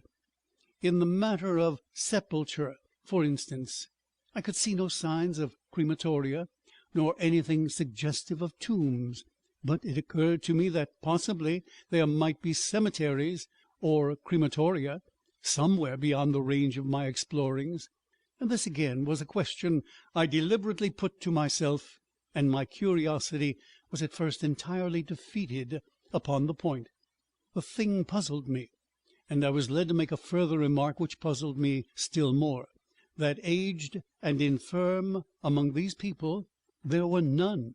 I must confess that my satisfaction with my first theories of an automatic civilization and a decadent humanity did not long endure. Yet I could think of no other. Let me put my difficulties. The several big palaces I had explored were mere living places, great dining halls and sleeping apartments. I could find no machinery, no appliances of any kind, and yet these people were clothed in pleasant fabrics that must at times need renewal, and their sandals, though undecorated, were fairly complex specimens of metalwork. Somehow such things must be made, and the little people displayed no vestige of a creative tendency. There were no shops, no workshops, no sign of importations among them. They spent all their time in playing gently, in bathing in the river, in making love in a half-playful fashion, in eating fruit and sleeping. I could not see how things were kept going. Then again, about the time machine, something, I knew not what, had taken it into the hollow pedestal of the White Sphinx. Why? For the life of me, I could not imagine. Those waterless wells, too, those flickering pillars. I felt I lacked a clue. I felt, how shall I put it? Suppose you found an inscription, with sentences here and there in excellent plain English, and interpolated therewith others made up of words or letters even, absolutely unknown to you. Well, on the third day of my visit, that was how the world of 802,701 presented itself to me. That day, too, I made a friend of a sort. It happened that, As I was watching some of the little people bathing in a shallow, one of them was seized with cramp and began drifting downstream. The main current ran rather swiftly, but not too strongly for even a moderate swimmer. It will give you an idea, therefore, of the strange deficiency in these creatures when I tell you that none made the slightest attempt to rescue the weakly crying little thing which was drowning before their eyes. When I realized this, I hurriedly slipped off my clothes, and wading in at a point lower down, I caught the poor mite and drew her safe to land. A little rubbing of the limbs soon brought her round, and I had the satisfaction of seeing she was all right before I left her. I had got to such a low estimate of her kind that I did not expect any gratitude from her. In that, however, I was wrong. This happened in the morning. In the afternoon I met my little woman, as I believe it was, as I was returning toward my centre from an exploration, and she received me with cries of delight and presented me with a big garland of flowers, evidently made for me and for me alone. The thing took my imagination. Very possibly I had been feeling desolate. At any rate, I did my best to display my appreciation of the gift. We were soon seated together in a little stone arbour, engaged in conversation, chiefly of smiles. The creature's friendliness affected me exactly as a child's might have done. We passed each other flowers, and she kissed my hands, and I did the same to hers. And then I tried talk, and found that her name was Weena, which, though I don't know what it meant, somehow seemed appropriate enough. That was the beginning of a queer friendship which lasted a week and ended as I will tell you. She was exactly like a child. She wanted to be with me always. She tried to follow me everywhere, and on my next journey out and about it went to my heart to tire her down and leave her at last exhausted and calling after me rather plaintively. But the problems of the world had to be mastered. I had not, I said to myself, come into the future to carry on a miniature flirtation, and yet her distress when I left her was very great. Her expostulations at the parting were sometimes frantic, and I think altogether I had as much trouble as comfort from her devotion. Nevertheless, she was somehow a very great comfort. I thought it was mere childish affection that made her cling to me until it was too late. I did not clearly know what I had inflicted upon her when I left her, nor until it was too late did I clearly understand what she was to me. For by merely seeming fond of me, and showing in her weak, futile way that she cared for me, the little doll of a creature presently gave my return to the neighbourhood of the White Sphinx almost the feeling of coming home, and I would watch for her tiny figure of white and gold as soon as I came over the hill. It was from her, too, that I learned that fear had not yet left the world. She was fearless enough in the daylight, and she had the oddest confidence in me.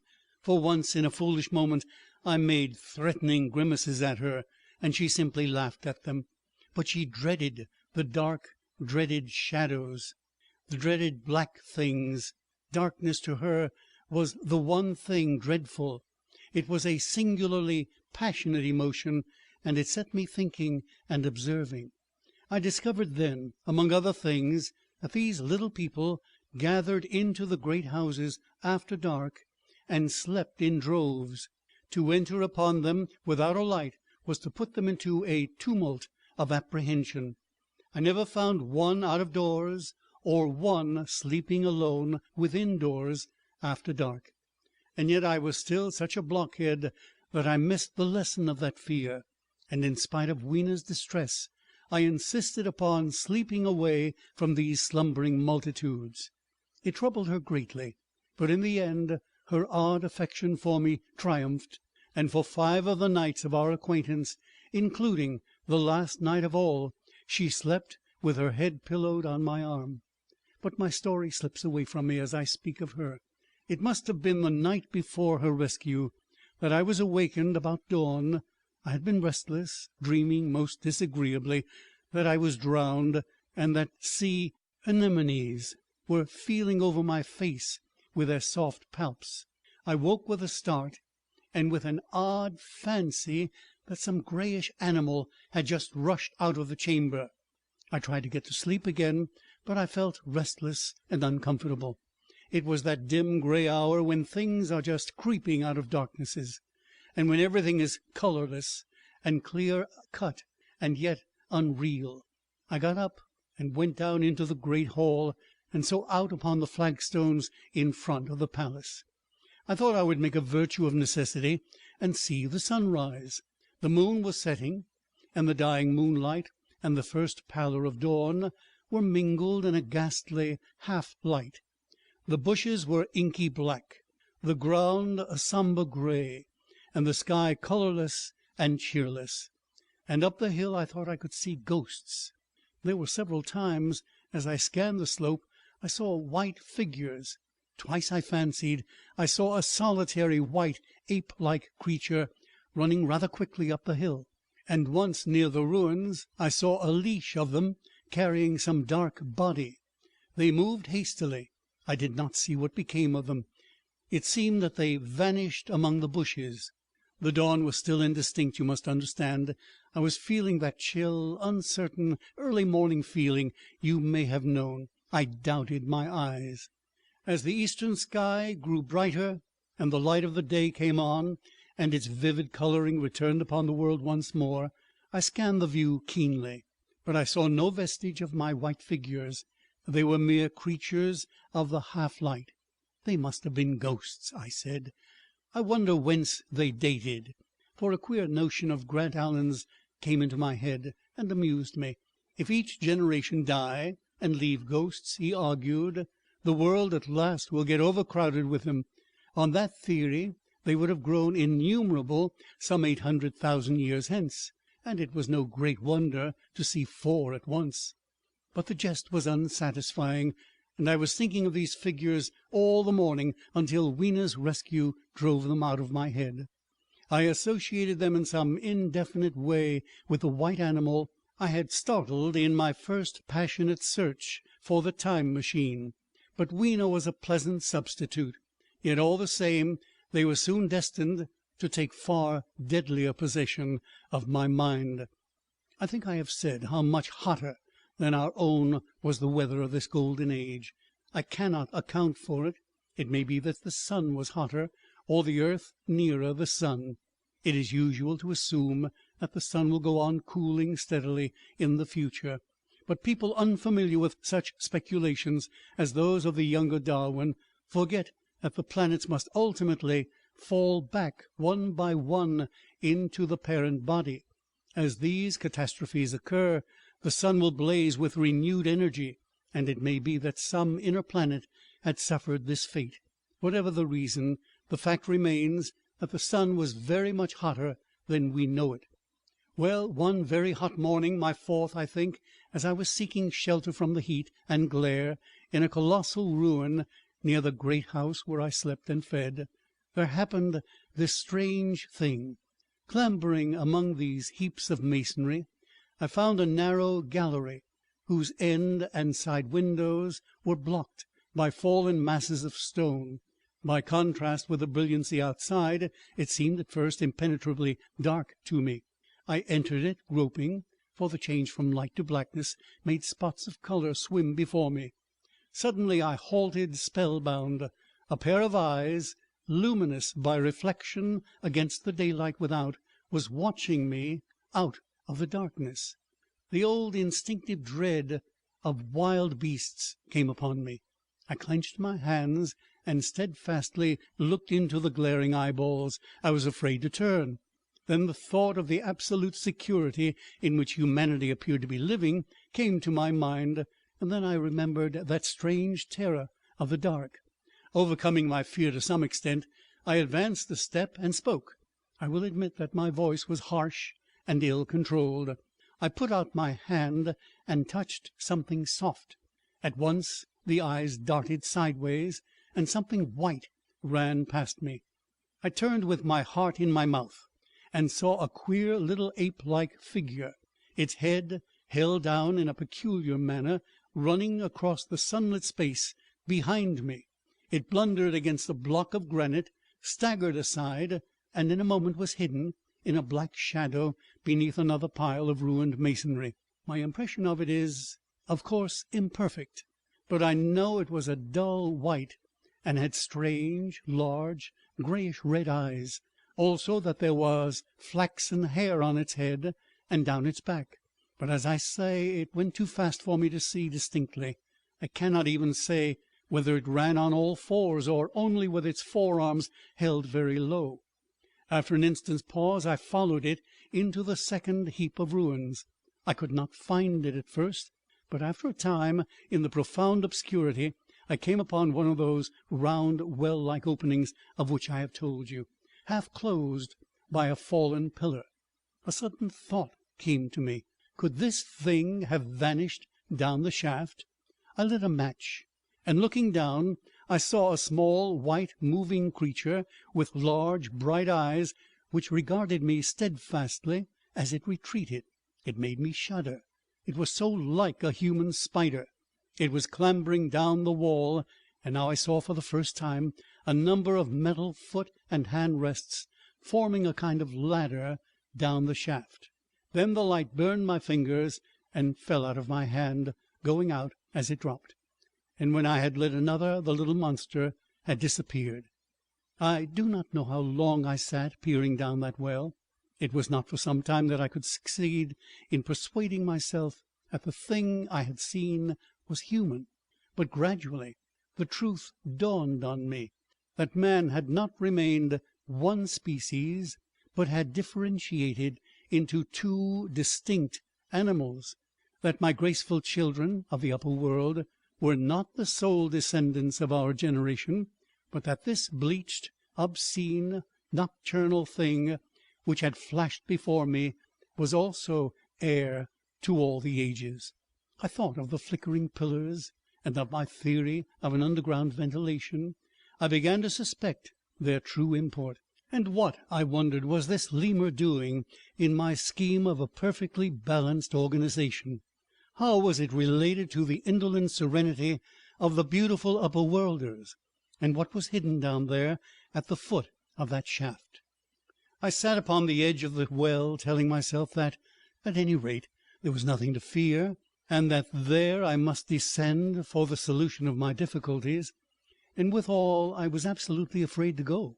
As I hesitated, two of the beautiful upper world people came running in their amorous sport across the daylight and the shadow.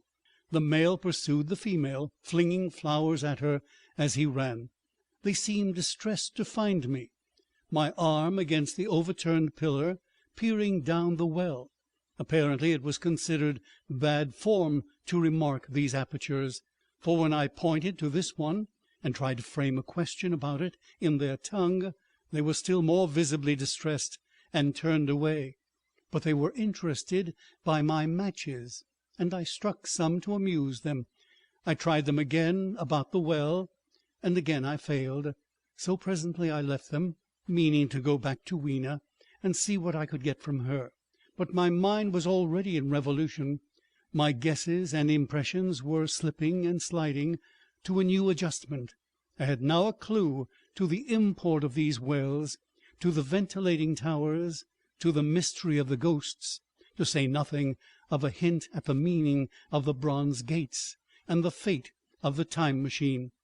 And very vaguely there came a suggestion towards the solution of the economic problem that had puzzled me. Here was the new view.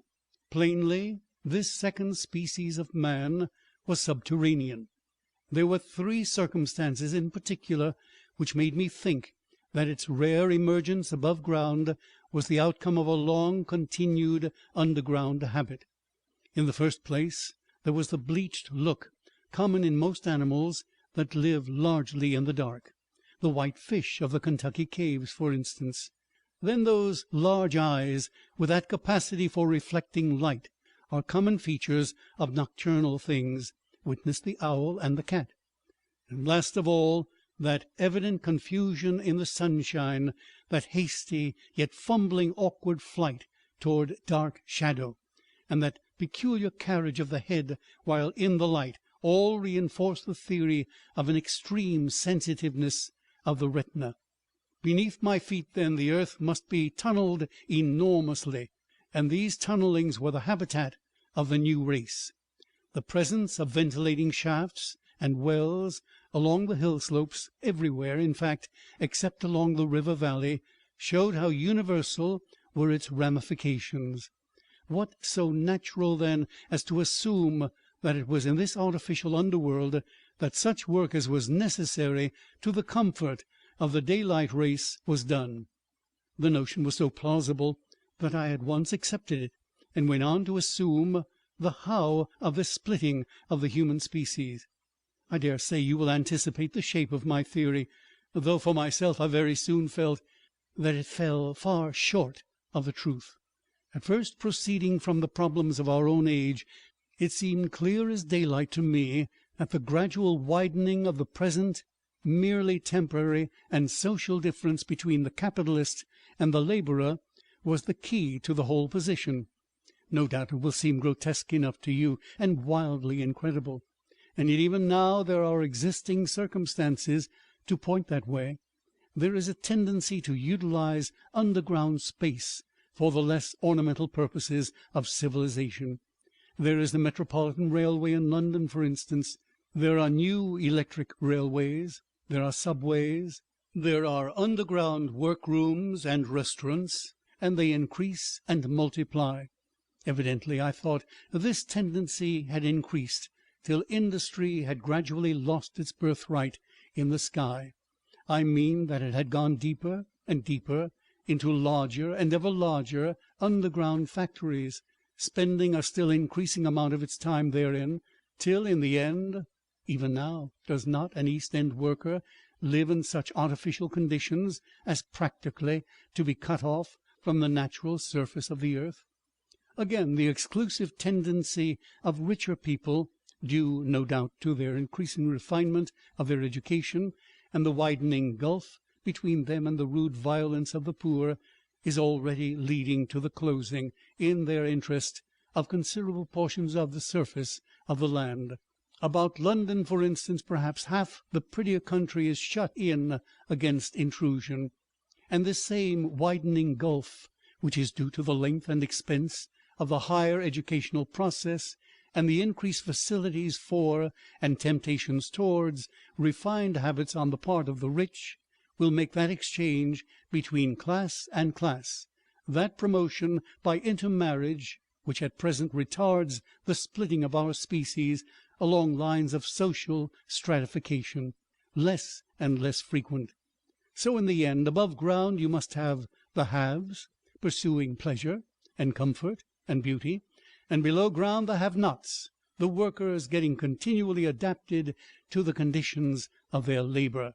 Once they were there, they would no doubt have to pay rent, and not a little of it, for the ventilation of their caverns, and if they refused, they would starve or be suffocated for arrears.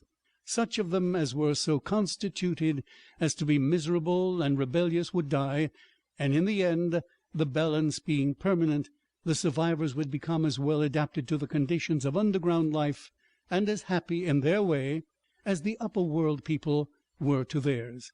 As it seemed to me, the refined beauty and the etiolated pallor followed naturally enough. The great triumph of humanity I had dreamed of took a different shape in my mind.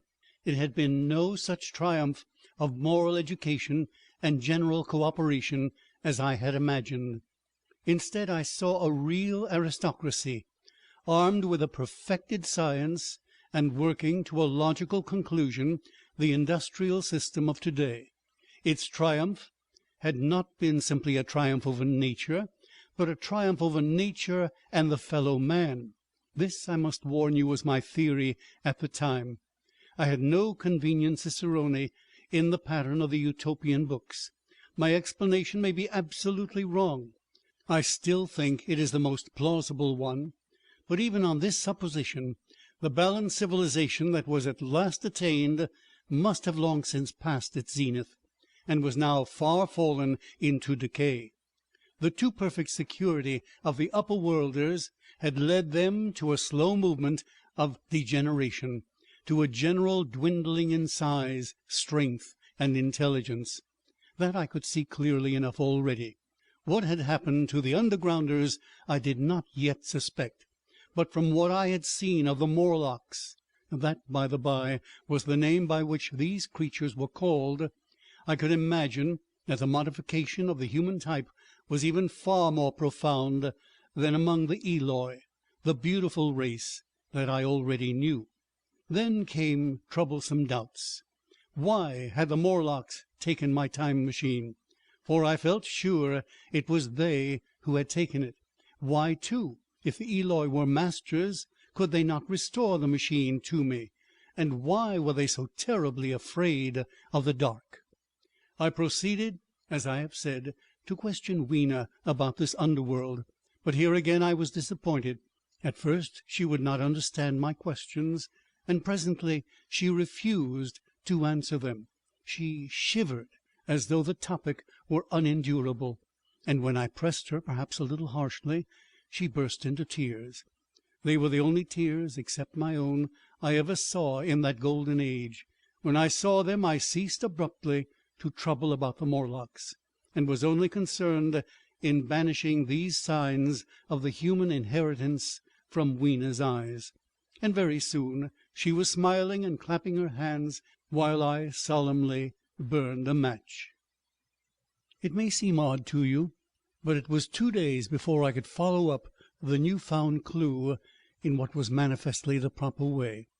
I felt a peculiar shrinking from those pallid bodies. They were just the half-bleached colour of the worms and things one sees preserved in spirit in a zoological museum, and they were filthily cold to the touch.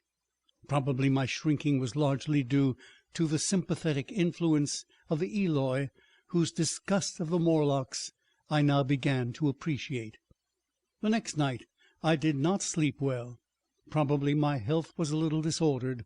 I was oppressed with perplexity and doubt. Once or twice I had a feeling of intense fear for which I could perceive no definite reason. I remember creeping noiselessly into the great hall where the little people were sleeping in the moonlight. That night Weena was among them, and feeling reassured by their presence, it occurred to me even then that in the course of a few days the moon must pass through its last quarter, and the nights grow dark, when the appearances of these unpleasant creatures from below, these whitened lemurs, this new vermin that had replaced the old, might be more abundant. And on both these days I had the restless feeling of one who shirks an inevitable duty. I felt assured that the time machine was only to be recovered by boldly penetrating these underground mysteries. Yet I could not face the mystery. If only I had had a companion it would have been different. But I was so horribly alone, and even to clamber down into the darkness of the well appalled me. I don't know if you will understand my feeling, but I never felt quite safe at my back.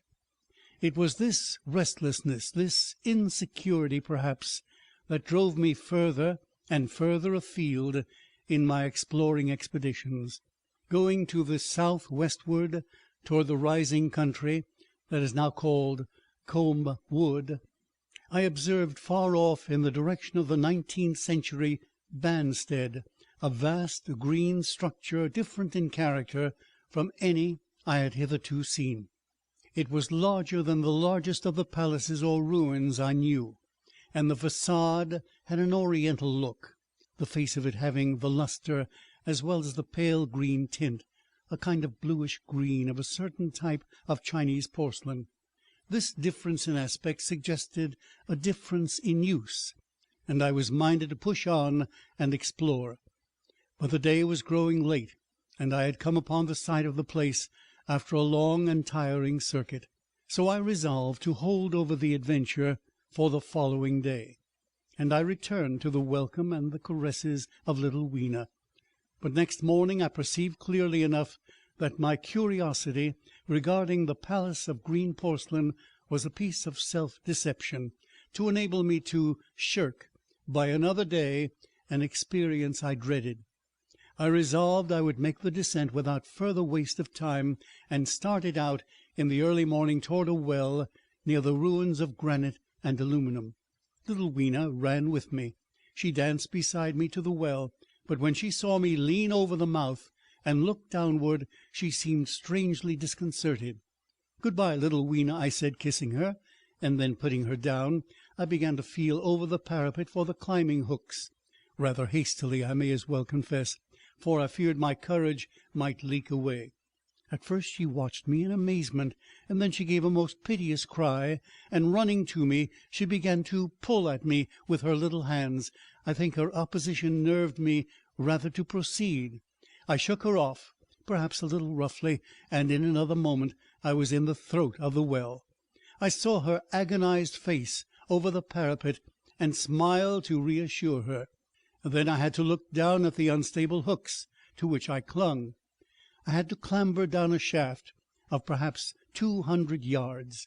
The descent was effected by means of metallic bars projecting from the sides of the well, and these being adapted to the needs of a creature much smaller and lighter than myself, I was speedily cramped and fatigued by the descent. And not simply fatigued. One of the bars bent suddenly under my weight and almost swung me off into the blackness beneath.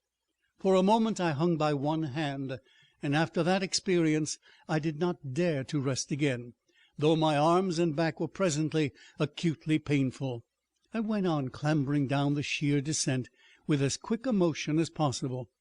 Glancing upward, I saw the aperture, a small blue disc in which a star was visible, while little Weena's head showed as a round black projection. The thudding sound of a machine below grew louder and more oppressive. Everything save that little disc above was profoundly dark, and when I looked up again, Weena had disappeared. I was in an agony of discomfort. I had some thought of trying to go up the shaft again and leave the underworld alone, but even while I turned this over in my mind, I continued to descend. At last, with intense relief, I saw dimly, coming up, a foot to the right of me, a slender loophole in the wall. Swinging myself in, I found it was the aperture of a narrow horizontal tunnel in which I could lie down and rest. It was not too soon. My arms ached, my back was cramped, and I was trembling with the prolonged terror of a fall. Besides this, the unbroken darkness had had a distressing effect upon my eyes. The air was full of the throb and hum of machinery pumping air down the shaft. I do not know how long I lay. I was roused by a soft hand touching my face. Starting up in the darkness, I snatched at my matches, and hastily striking one, I saw 3 stooping white creatures, similar to the one I had seen above ground in the ruin, hastily retreating before the light. Living as they did in what appeared to me impenetrable darkness, their eyes were abnormally large and sensitive, just as are the pupils of the abysmal fishes, and they reflected the light in the same way. I have no doubt they could see me in that rayless obscurity, and they did not seem to have any fear of me apart from the light. But so soon as I struck a match in order to see them, they fled incontinently, vanishing into dark gutters and tunnels, from which their eyes glared at me in the strangest fashion.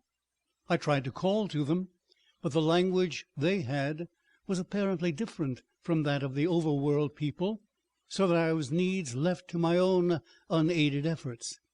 And the thought of flight before exploration was even then in my mind.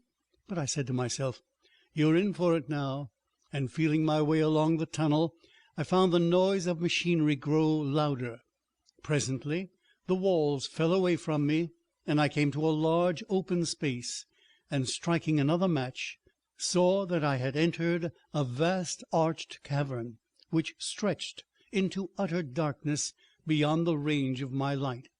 The view I had of it was as much as one could see in the burning of a match. Necessarily my memory is vague. Great shapes like big machines rose out of the dimness and cast grotesque black shadows in which dim spectral Morlocks sheltered from the glare. The place, by the by, was very stuffy and oppressive, and the faint halitus of freshly shed blood was in the air. Some way down the central vista was a little table of white metal, laid with what seemed a meal. The Morlocks, at any rate, were carnivorous. Even at the time I remember wondering what large animal could have survived to furnish the red joint I saw. It was all very indistinct, the heavy smell, the big unmeaning shapes, the obscene figures lurking in the shadows, and only waiting for the darkness to come at me again. Then the match burned down and stung my fingers, and fell, a wriggling red spot in the blackness. I have thought since how particularly ill-equipped I was for such an experience. When I had started with the time machine, I had started with the absurd assumption that the men of the future would certainly be infinitely ahead of ourselves in all their appliances. And I am come without arms, without medicine, without anything to smoke. At times I miss tobacco frightfully, even without enough matches. If only I had thought of a kodak, I could have flashed that glimpse of the underworld in a second and examined it at leisure. But as it was, I stood there with only the weapons and the powers that nature had endowed me, with hands, feet, and teeth, these and 4 safety matches that still remained to me. I was afraid to push my way in among all this machinery in the dark, and it was only with my last glimpse of light I discovered that my store of matches had run low.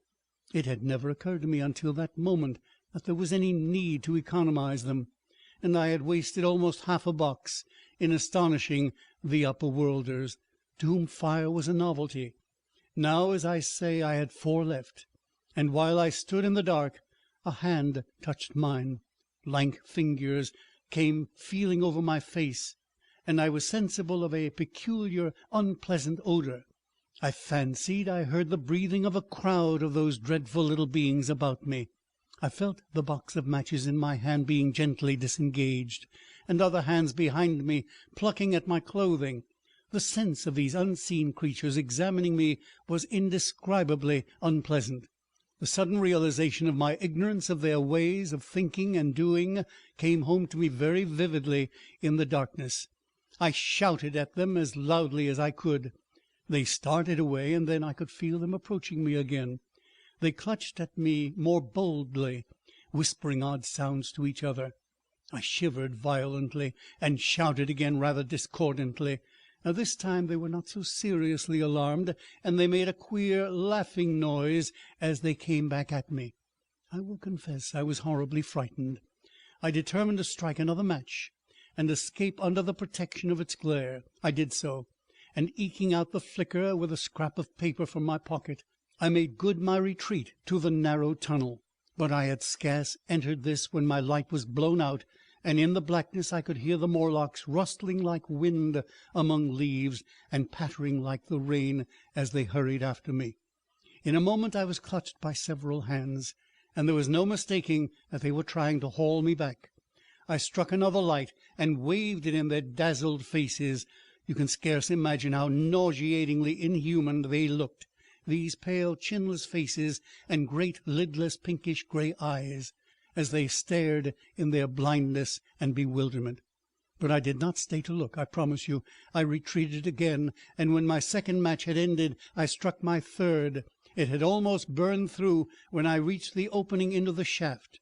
I lay down on the edge, for the throb of the great pump below made me giddy, and then I felt sideways for the projecting hooks, and as I did so my feet were grasped from behind, and I was violently tugged backward. I lit my last match, and it incontinently went out. But I had my hand on the climbing bars now, and kicking violently, I disengaged myself from the clutches of the Morlocks, and very speedily clambered up the shaft, while they stayed peering and blinking up at me, all but one little wretch who followed me for some way and well nigh secured my boot as a trophy. That climb seemed interminable to me. With the last 20 or 30 feet of it, a deadly nausea came upon me. I had the greatest difficulty in keeping my hold. The last few yards was a frightful struggle against this faintness. Several times my head swam, and I felt all the sensations of falling. At last, however, I got over the well mouth somehow, and staggered out of the ruin into the blinding sunlight. I fell upon my face. Even the soil smelt sweet and clean. And then I remember Weena kissing my hands and ears, and the voices of others among the Eloi. And then for a time I was insensible. Now, indeed, I seemed in a worse case than before. Hitherto, except during my night's anguish at the loss of the time machine, I had felt a sustaining hope of ultimate escape, but that hope was staggered by these new discoveries. Hitherto, I had merely thought myself impeded by the childish simplicity of the little people, and by some unknown forces which I had only to understand to overcome. But there was an altogether new element in the sickening quality of the Morlocks, a something inhumane and malign. Instinctively I loathed them. Before, I had felt as a man might feel who had fallen into a pit. My concern was with the pit and how to get out of it. Now I felt like a beast in a trap whose enemy would come upon him soon. The enemy I dreaded may surprise you. It was the darkness of the new moon. Weena had put this into my head by some at first incomprehensible remark about the dark nights. It was not now such a very difficult problem to guess what the coming dark nights might mean.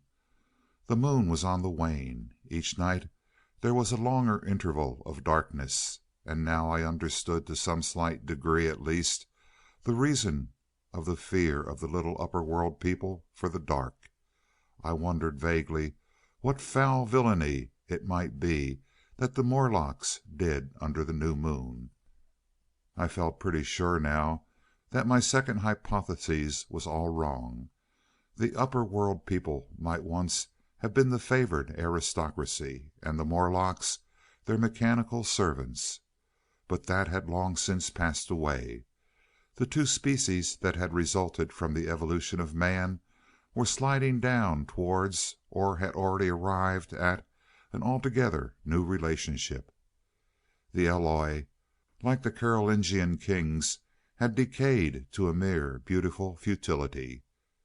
They still possessed the earth on sufferance, since the Morlocks, subterranean for innumerable generations, had come at last to find the daylight surface intolerable, and the Morlocks made their garments. I inferred and maintained them in their habitual needs, perhaps through the survival of an old habit of service. They did it as a standing horse paws with his foot, or as a man enjoys killing animals in sport, because ancient and departed necessities had impressed it on the organism. But clearly the old order was already in part reversed. The nemesis of the delicate ones was creeping on apace. Ages ago, thousands of generations ago, man had thrust his brother man out of the ease and the sunshine, and now that brother was coming back changed. Already the Eloi had begun to learn one old lesson anew. They were becoming reacquainted with fear. And suddenly there came into my head the memory of the meat I had seen in the underworld. It seemed odd how it floated into my mind, not stirred up as it were by the current of my meditations, but coming in almost like a question from outside. I tried to recall the form of it. I had a vague sense of something familiar, but I could not tell what it was at the time. Still, however helpless the little people in the presence of their mysterious fear, I was differently constituted. I came out of this age of ours, the ripe prime of the human race, where fear does not paralyze and mystery has lost its terrors. I, at least, would defend myself. Without further delay, I determined to make myself arms and a fastness where I might sleep. With that refuge as a base, I could face this strange world with some of that confidence I had lost in realizing to what creatures Night by night I lay exposed. I felt I could never sleep again until my bed was secure from them. I shuddered with horror to think how they must have already examined me. I wandered during the afternoon along the valley of the Thames, but found nothing that commended itself to my mind as inaccessible. All the buildings and trees seemed easily practicable to such dexterous climbers as the Morlocks, to judge by their wells, must be. The tall pinnacles of the Palace of Green Porcelain and the polished gleam of its walls came back to my memory, and in the evening, taking Weena like a child upon my shoulder, I went up the hills toward the southwest. The distance I had reckoned was 7 or 8 miles, but it must have been nearer 18. I had first seen the place on a moist afternoon when distances are deceptively diminished. In addition, the heel of one of my shoes was loose, and a nail was working through the sole. They were comfortable old shoes I wore about indoors, so that I was lame. And it was already long past sunset when I came in sight of the palace, silhouetted black against the pale yellow of the sky. Weena had been hugely delighted when I began to carry her, but after a while she desired me to let her down, and ran along by the side of me, occasionally darting off on either hand to pick flowers to stick in my pockets. My pockets had always puzzled Weena, but at the last she had concluded that they were an eccentric kind of vase for floral decoration. At least she utilized them for that purpose. And that reminds me, in changing my jacket I found—" The time traveler paused, put his hand into his pocket, and silently placed 2 withered flowers, not unlike very large white mallows, upon the little table. Then he resumed his narrative. As the hush of the evening crept over the world, and we proceeded over the hill crest towards Wimbledon, Weena grew tired and wanted to return to the house of grey stone. But I pointed out the distant pinnacles of the Palace of Green Porcelain to her, and contrived to make her understand that we were seeking a refuge there from her fear. You know that great pause that comes upon things before the dusk? Even the breeze stops in the trees. To me there is always an air of expectation about that evening stillness. The sky was clear, remote, and empty save for a few horizontal bars far down in the sunset. Well, that night the expectation took the color of my fears. In that darkening calm my senses seemed preternaturally sharpened. I fancied I could even feel the hollowness of the ground beneath my feet, could indeed almost see through it, the Morlocks on their ant hill going hither and thither and waiting for the dark.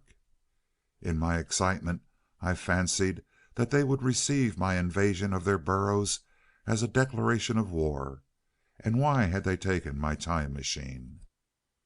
So we went on in the quiet, and the twilight deepened into night. The clear blue of the distance faded, and one star after another came out. The ground grew dim, and the trees black. Weena's fear and her fatigue grew upon her.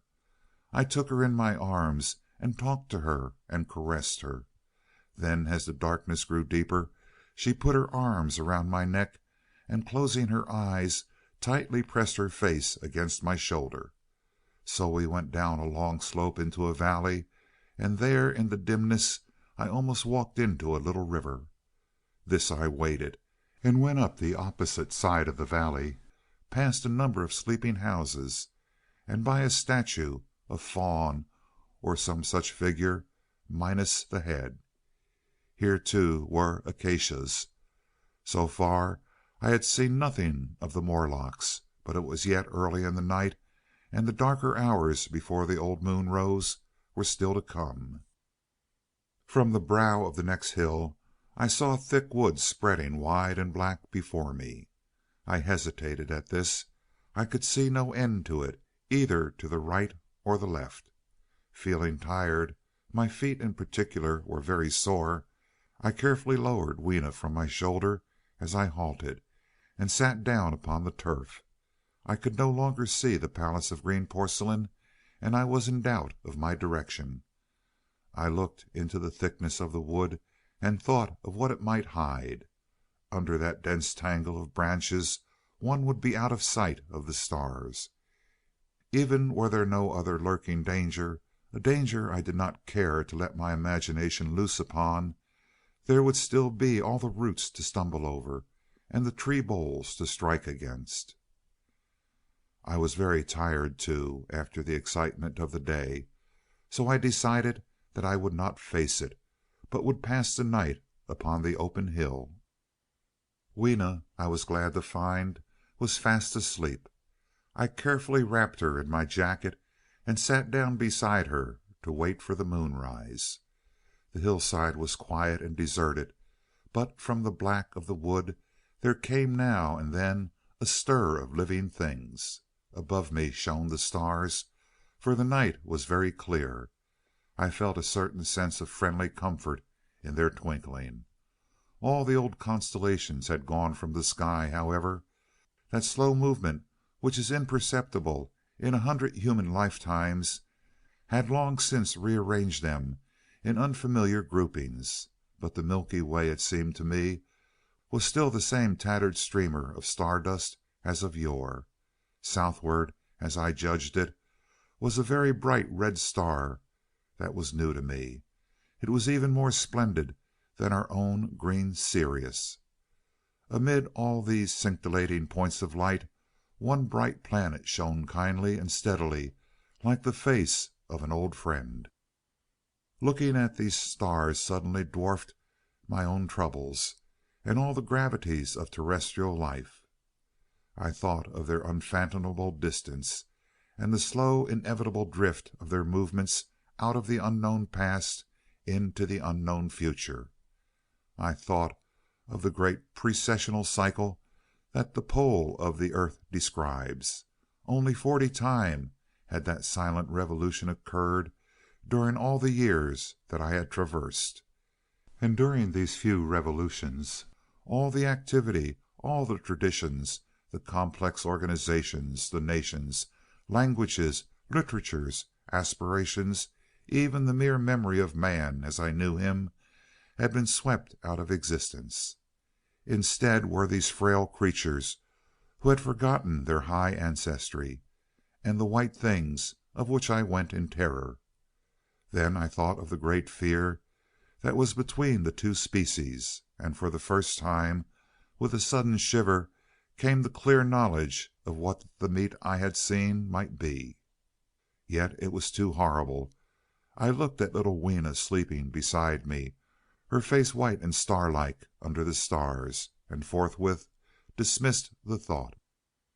Through that long night I held my mind off the Morlocks as well as I could, and whiled away the time by trying to fancy I could find signs of the old constellations in the new confusion. The sky kept very clear, except for a hazy cloud or so. No doubt I dozed at times. Then, as my vigil wore on, came a faintness in the eastern sky, like the reflection of some colorless fire, and the old moon rose, thin and peaked and white, and close behind and overtaking it and overflowing it, the dawn came, pale at first, and then growing pink and warm. No Morlocks had approached us. Indeed, I had seen none upon the hill that night, and in the confidence of renewed day, it almost seemed to me that my fear had been unreasonable. I stood up and found my foot with the loose heel swollen at the ankle and painful under the heel, so I sat down again, took off my shoes, and flung them away. I awakened Weena, and we went down into the woods, now green and pleasant instead of black and forbidding. We found some fruit wherewith to break our fast. We soon met others of the dainty ones, laughing and dancing in the sunlight as though there were no such thing in nature as the night. And then I thought once more of the meat that I had seen. I felt assured now of what it was, and from the bottom of my heart I pitied this last feeble rill from the great flood of humanity. Clearly, at some time in the long ago of human decay, the Morlocks' food had run short. Possibly they had lived on rats and such like vermin. Even now man is far less discriminating and exclusive in his food than he was, far less than any monkey. His prejudice against human flesh is no deep-seated instinct. And so these inhuman sons of men. I tried to look at the thing in a scientific spirit. After all, they were less human and more remote than our cannibal ancestors of 3,000 or 4,000 years ago. And the intelligence that would have made this state of things a torment had gone. Why should I trouble myself? These Eloi were mere fatted cattle which the ant-like Morlocks preserved and preyed upon, possibly saw to the breeding of. And there was Weena dancing at my side.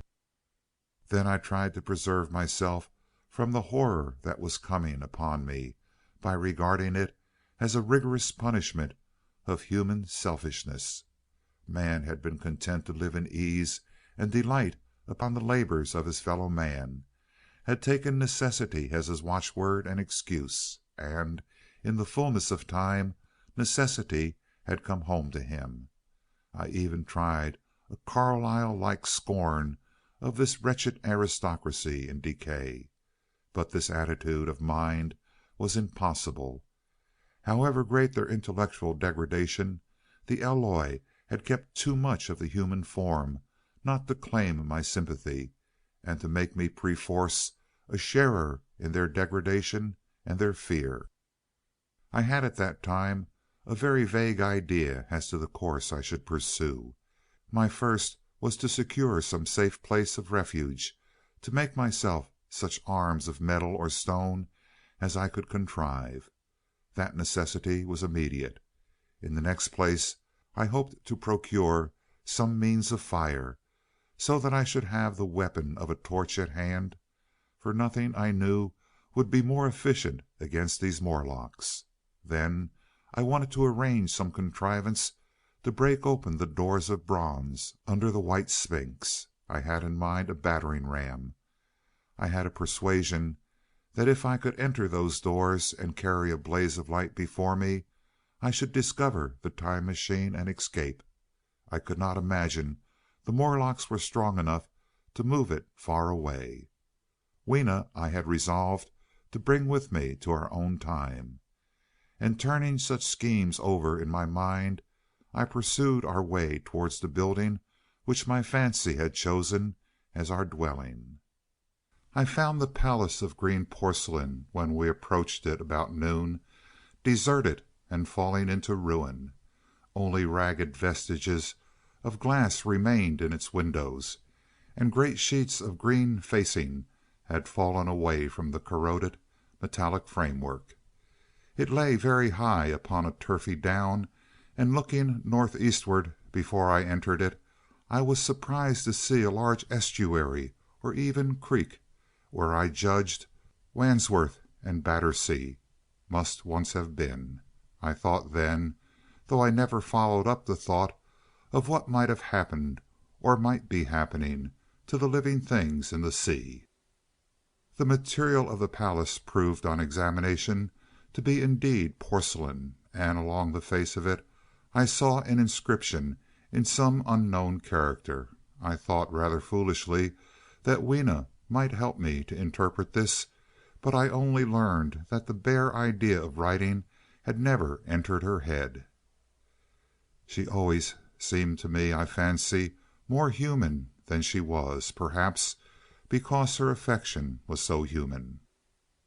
Within the big valves of the door, which were open and broken, we found, instead of the customary hall, a long gallery lit by many side windows. At the first glance I was reminded of a museum. The tiled floor was thick with dust, and a remarkable array of miscellaneous objects was shrouded in the same gray covering. Then I perceived, standing strange and gaunt in the center of the hall, what was clearly the lower part of a huge skeleton. I recognized by the oblique feet that it was some extinct creature after the fashion of the megatherium. The skull and the upper bones lay beside it in the thick dust, and in one place, where rainwater had dropped through a leak in the roof, the thing itself had been worn away. Further in the gallery was the huge skeleton barrel of a brontosaurus. My museum hypothesis was confirmed. Going towards the side, I found what appeared to be sloping shelves, and clearing away the thick dust, I found the old familiar glass cases of our own time, but they must have been airtight, to judge from the fair preservation of some of their contents. Clearly we stood among the ruins of some latter-day South Kensington. Here, apparently, was the paleontological section, and a very splendid array of fossils it must have been, though the inevitable process of decay that had been staved off for a time, and had, through the extinction of bacteria and fungi, lost 99/100ths of its force, was nevertheless with extreme sureness, if with extreme slowness, at work again upon all its treasures. Here and there I found traces of the little people in the shape of rare fossils broken to pieces or threaded in strings upon reeds, and the cases had in some instances been bodily removed, by the Morlocks as I judged. The place was very silent. The thick dust deadened our footsteps. Weena, who had been rolling a sea urchin down the sloping glass of a case, presently came, as I stared about me, and very quietly took my hand and stood beside me. And at first I was so much surprised by this ancient monument of an intellectual age that I gave no thought to the possibilities it presented. Even my preoccupation about the time machine receded a little from my mind. To judge from the size of the place, this palace of green porcelain had a great deal more in it than a gallery of paleontology, possibly historical galleries, it might be even a library. To me, at least in my present circumstances, these would be vastly more interesting than this spectacle of old-time geology in decay. Exploring, I found another short gallery running transversely to the first. This appeared to be devoted to minerals, and the sight of a block of sulphur set my mind running on gunpowder. But I could find no saltpeter, indeed no nitrates of any kind. Doubtless they had deliquesced ages ago. Yet the sulphur hung in my mind, and set up a train of thinking. As for the rest of the contents of that gallery, though on the whole they were the best preserved of all I saw, I had little interest. I am no specialist in mineralogy, and I went on down a very ruinous aisle running parallel to the first hall I had entered. Apparently this section had been devoted to natural history, but everything had long since passed out of recognition. A few shriveled and blackened vestiges of what had once been stuffed animals, desiccated mummies in jars that had once held spirit, a brown dust of departed plants, that was all. I was sorry for that, because I should have been glad to trace the patent readjustments by which the conquest of animated nature had been attained. Then we came to a gallery of simply colossal proportions, but singularly ill lit, the floor of it running downward at a slight angle from the end at which I entered. At intervals white globes hung from the ceiling, many of them cracked and smashed, which suggested that originally the place had been artificially lit.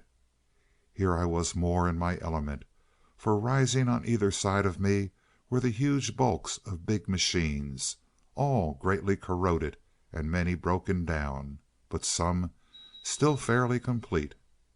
You know I have a certain weakness for mechanism, and I was inclined to linger among these. the more so, for the most part they had the interest of puzzles, and I could make only the vaguest guesses at what they were for. I fancied that if I could solve their puzzles I should find myself in possession of powers that might be of use against the Morlocks. Suddenly Weena came very close to my side, so suddenly that she startled me. Had it not been for her, I do not think I should have noticed that the floor of the gallery sloped at all. Footnote: it may be, of course, that the floor did not slope, but that the museum was built into the side of a hill. Editor. The end I had come in at was quite above ground, and was lit by rare slit-like windows. As you went down the length, the ground came up against these windows, until at last there was a pit like the area of a London house before each, and only a narrow line of daylight at the top. I went slowly along, puzzling about the machines, and had been too intent upon them to notice the gradual diminution of the light, until Weena's increasing apprehension drew my attention. Then I saw that the gallery ran down at last into a thick darkness. I hesitated, and then, as I looked round me, I saw that the dust was less abundant and its surface less even. Further away towards the dimness it appeared to be broken by a number of small narrow footprints. My sense of the immediate presence of the Morlocks revived at that. I felt that I was wasting my time in the academic examination of machinery. I called to mind that it was already far advanced in the afternoon, and that I had still no weapon, no refuge, and no means of making a fire. And then, down in the remote blackness of the gallery, I heard a peculiar pattering, the same odd noises I had heard down the well. I took Weena's hand. Then, struck with a sudden idea, I left her and turned to a machine from which projected a lever not unlike those in a signal box. Clambering up upon the stand and grasping this lever in my hands, I put all my weight upon it sideways. Suddenly Weena, deserted in the central aisle, began to whimper. I had judged the strength of the lever pretty correctly, for it snapped after a minute's strain, and I rejoined her with a mace in my hand, more than sufficient, I judged, for any Morlock skull I might encounter. And I longed very much to kill a Morlock or so. Very inhuman, you may think, to want to go killing one's own descendants, but it was impossible somehow to feel any humanity in the things.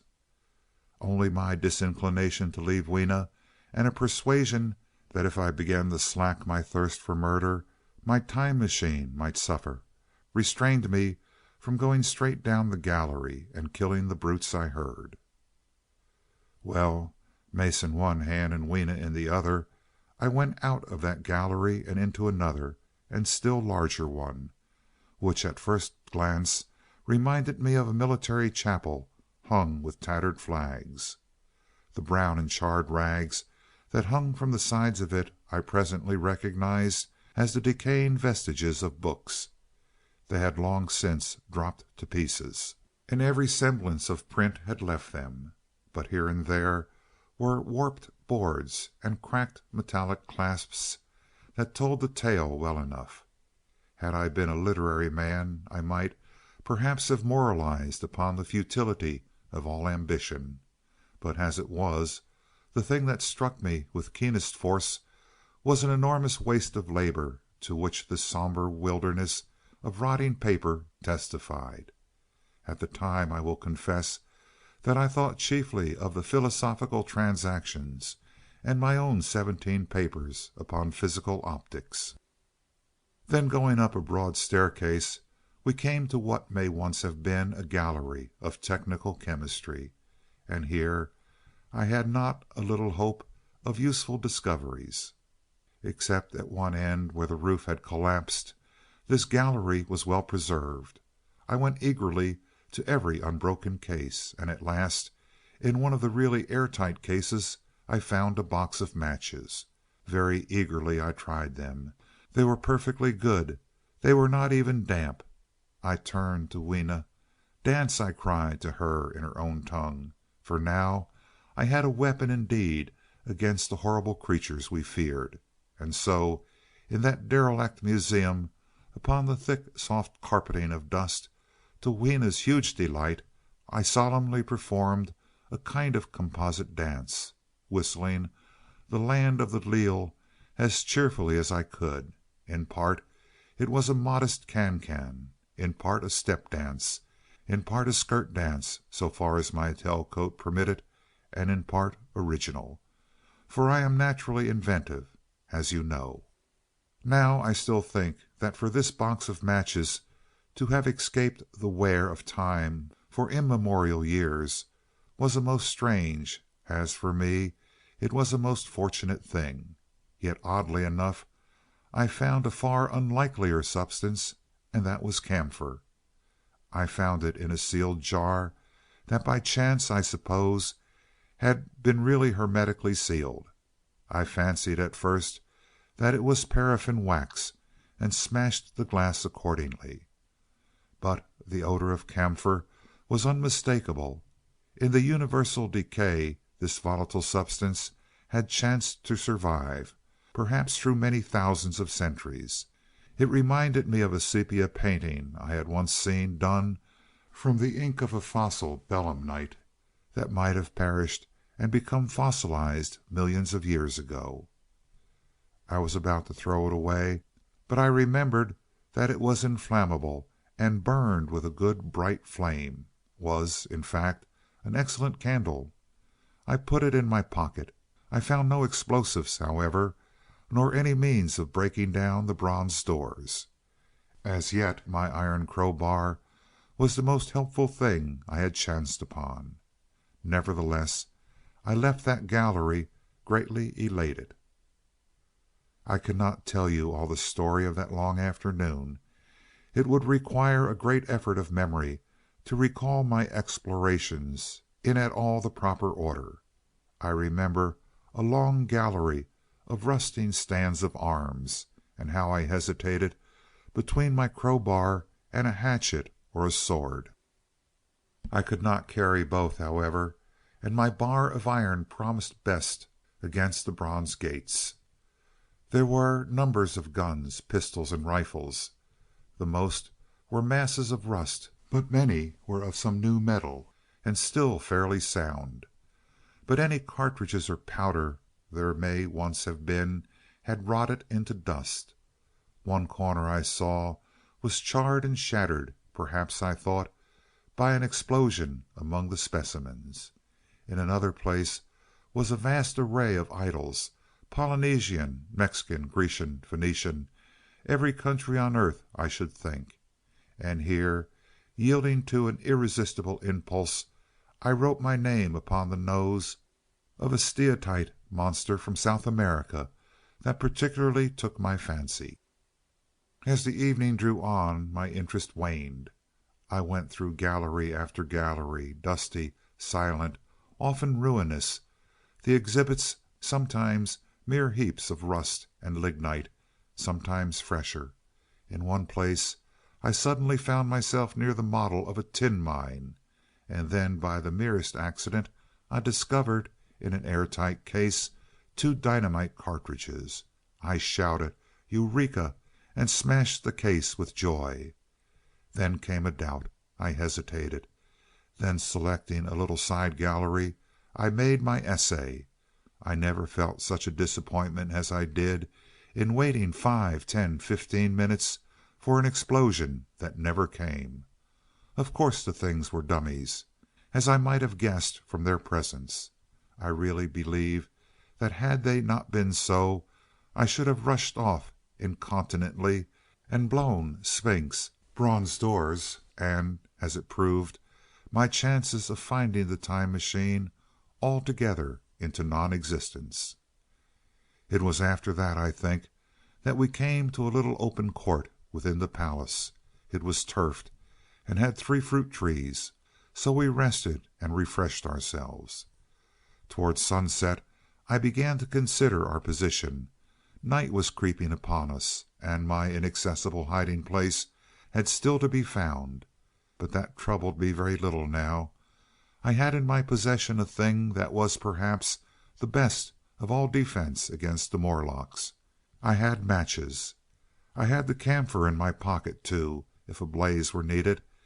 It seemed to me that the best thing we could do would be to pass the night in the open, protected by a fire. In the morning there was the getting of the time machine. Towards that, as yet, I had only my iron mace. But now, with my growing knowledge, I felt very differently towards those bronze doors.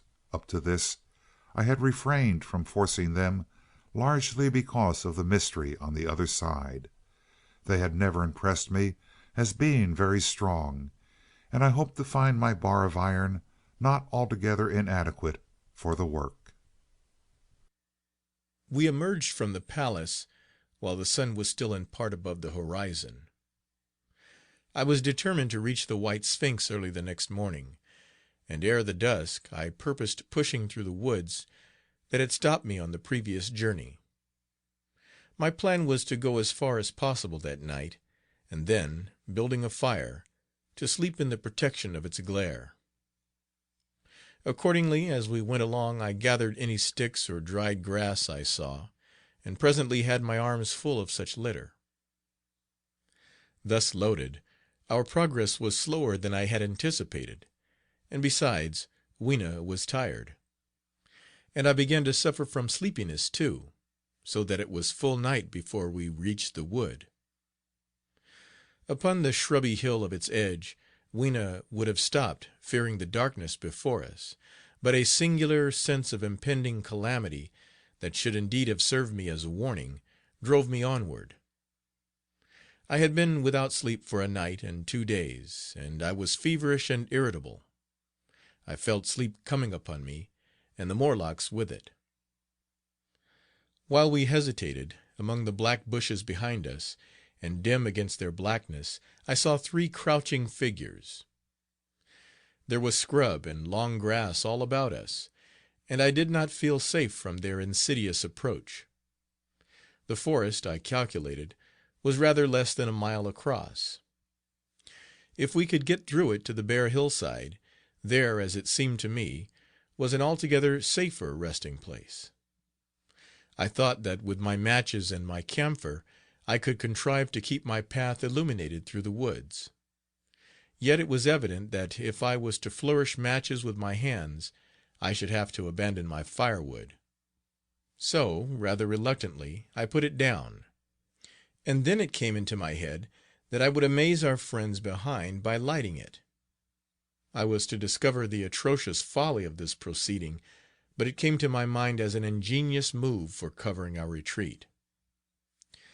I don't know if you have ever thought what a rare thing flame must be in the absence of man, and in a temperate climate. The sun's heat is rarely strong enough to burn, even when it is focused by dewdrops, as is sometimes the case in more tropical districts.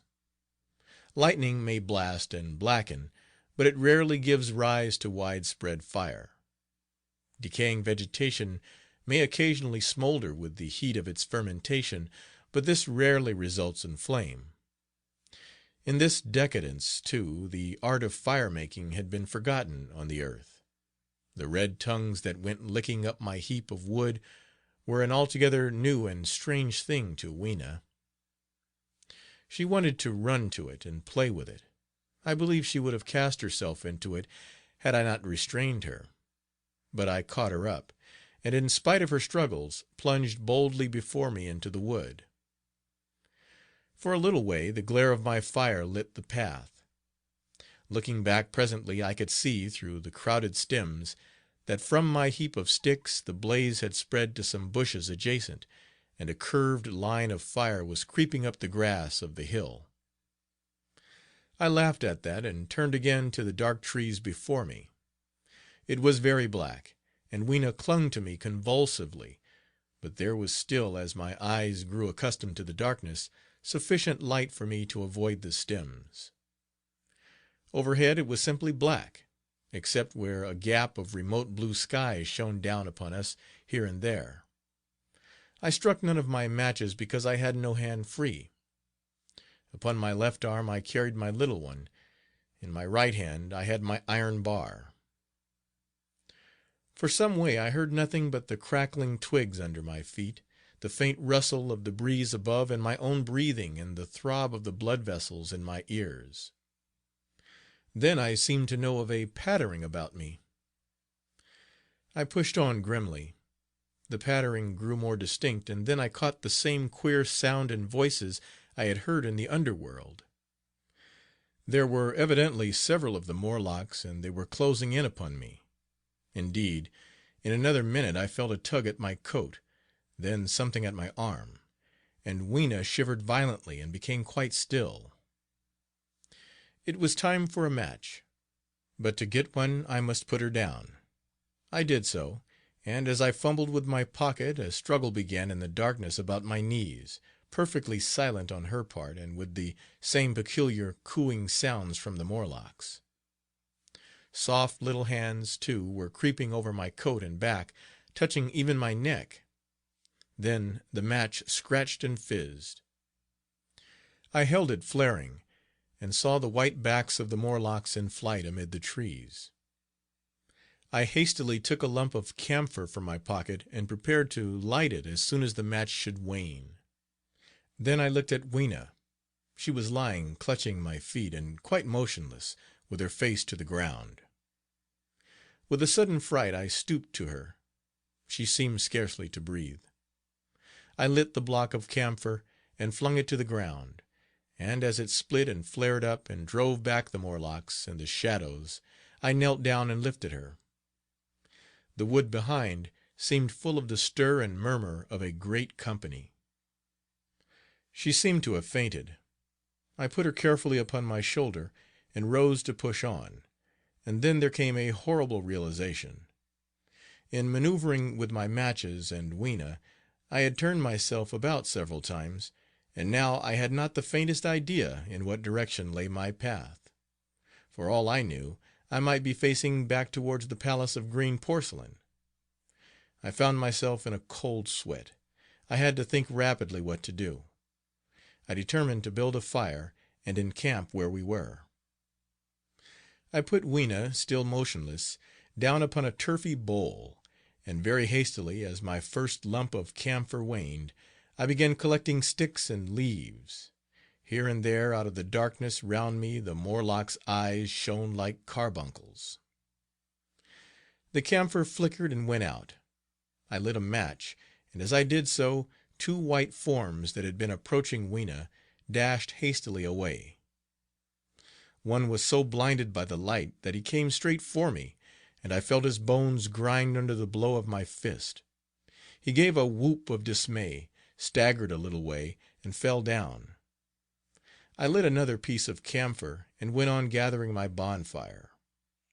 Presently I noticed how dry was some of the foliage above me, for since my arrival on the Time Machine, a matter of a week, no rain had fallen.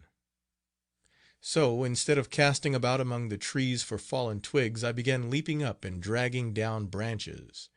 Very soon I had a choking, smoky fire of green wood and dry sticks, and could economize my camphor. Then I turned to where Weena lay beside my iron mace. I tried what I could to revive her, but she lay like one dead. I could not even satisfy myself whether or not she breathed. Now, the smoke of the fire beat over towards me, and it must have made me heavy of a sudden. Moreover, the vapor of camphor was in the air. My fire would not need replenishing for an hour or so. I felt very weary after my exertion, and sat down. The wood, too, was full of a slumberous murmur that I did not understand. I seemed just to nod and open my eyes. But all was dark, and the Morlocks had their hands upon me. Flinging off their clinging fingers, I hastily felt in my pocket for the match box, and it had gone. Then they gripped and closed with me again. In a moment I knew what had happened. I had slept, and my fire had gone out, and the bitterness of death came over my soul. The forest seemed full of the smell of burning wood. I was caught by the neck, by the hair, by the arms, and pulled down. It was indescribably horrible in the darkness to feel all these soft creatures heaped upon me. I felt as if I was in a monstrous spider's web. I was overpowered, and went down. I felt little teeth nipping at my neck. I rolled over, and as I did so my hand came against my iron lever. It gave me strength. I struggled up, shaking the human rats from me, and, holding the bar short, I thrust where I judged their faces might be. I could feel the succulent giving of flesh and bone under my blows, and for a moment I was free. The strange exultation that so often seems to accompany hard fighting came upon me. I knew that both I and Weena were lost, but I determined to make the Morlocks pay for their meat. I stood with my back to a tree, swinging the iron bar before me. The whole wood was full of the stir and cries of them. A minute passed. Their voices seemed to rise to a higher pitch of excitement, and their movements grew faster. Yet none came within reach. I stood glaring at the blackness. Then suddenly came hope. What if the Morlocks were afraid? And close on the heels of that came a strange thing. The darkness seemed to grow luminous. Very dimly I began to see the Morlocks about me, 3 battered at my feet. And then I recognized with incredulous surprise that the others were running in an incessant stream, as it seemed, from behind me and away through the wood in front. And their backs seemed no longer white, but reddish. As I stood agape, I saw a little red spark go drifting across a gap of starlight between the branches, and vanish. And at that I understood the smell of burning wood, the slumberous murmur that was growing now into a gusty roar, the red glow, and the Morlock's flight. Stepping out from behind my tree and looking back, I saw, through the black pillars of the nearer trees, the flames of the burning forest. It was my first fire coming after me. With that I looked for Weena, but she was gone. The hissing and crackling behind me, the explosive thud as each fresh tree burst into flame, left little time for reflection. My iron bar still gripped, I followed in the Morlock's path. It was a close race. Once the flames crept forward so swiftly on my right as I ran that I was outflanked and had to strike off to the left. But at last I emerged upon a small open space, and as I did so, a Morlock came blundering towards me and passed me, and went on straight into the fire. And now I was to see the most weird and horrible thing, I think, of all that I beheld in that future age. This whole space was as bright as day with the reflection of the fire. In the center was a hillock, or tumulus, surmounted by a scorched hawthorn.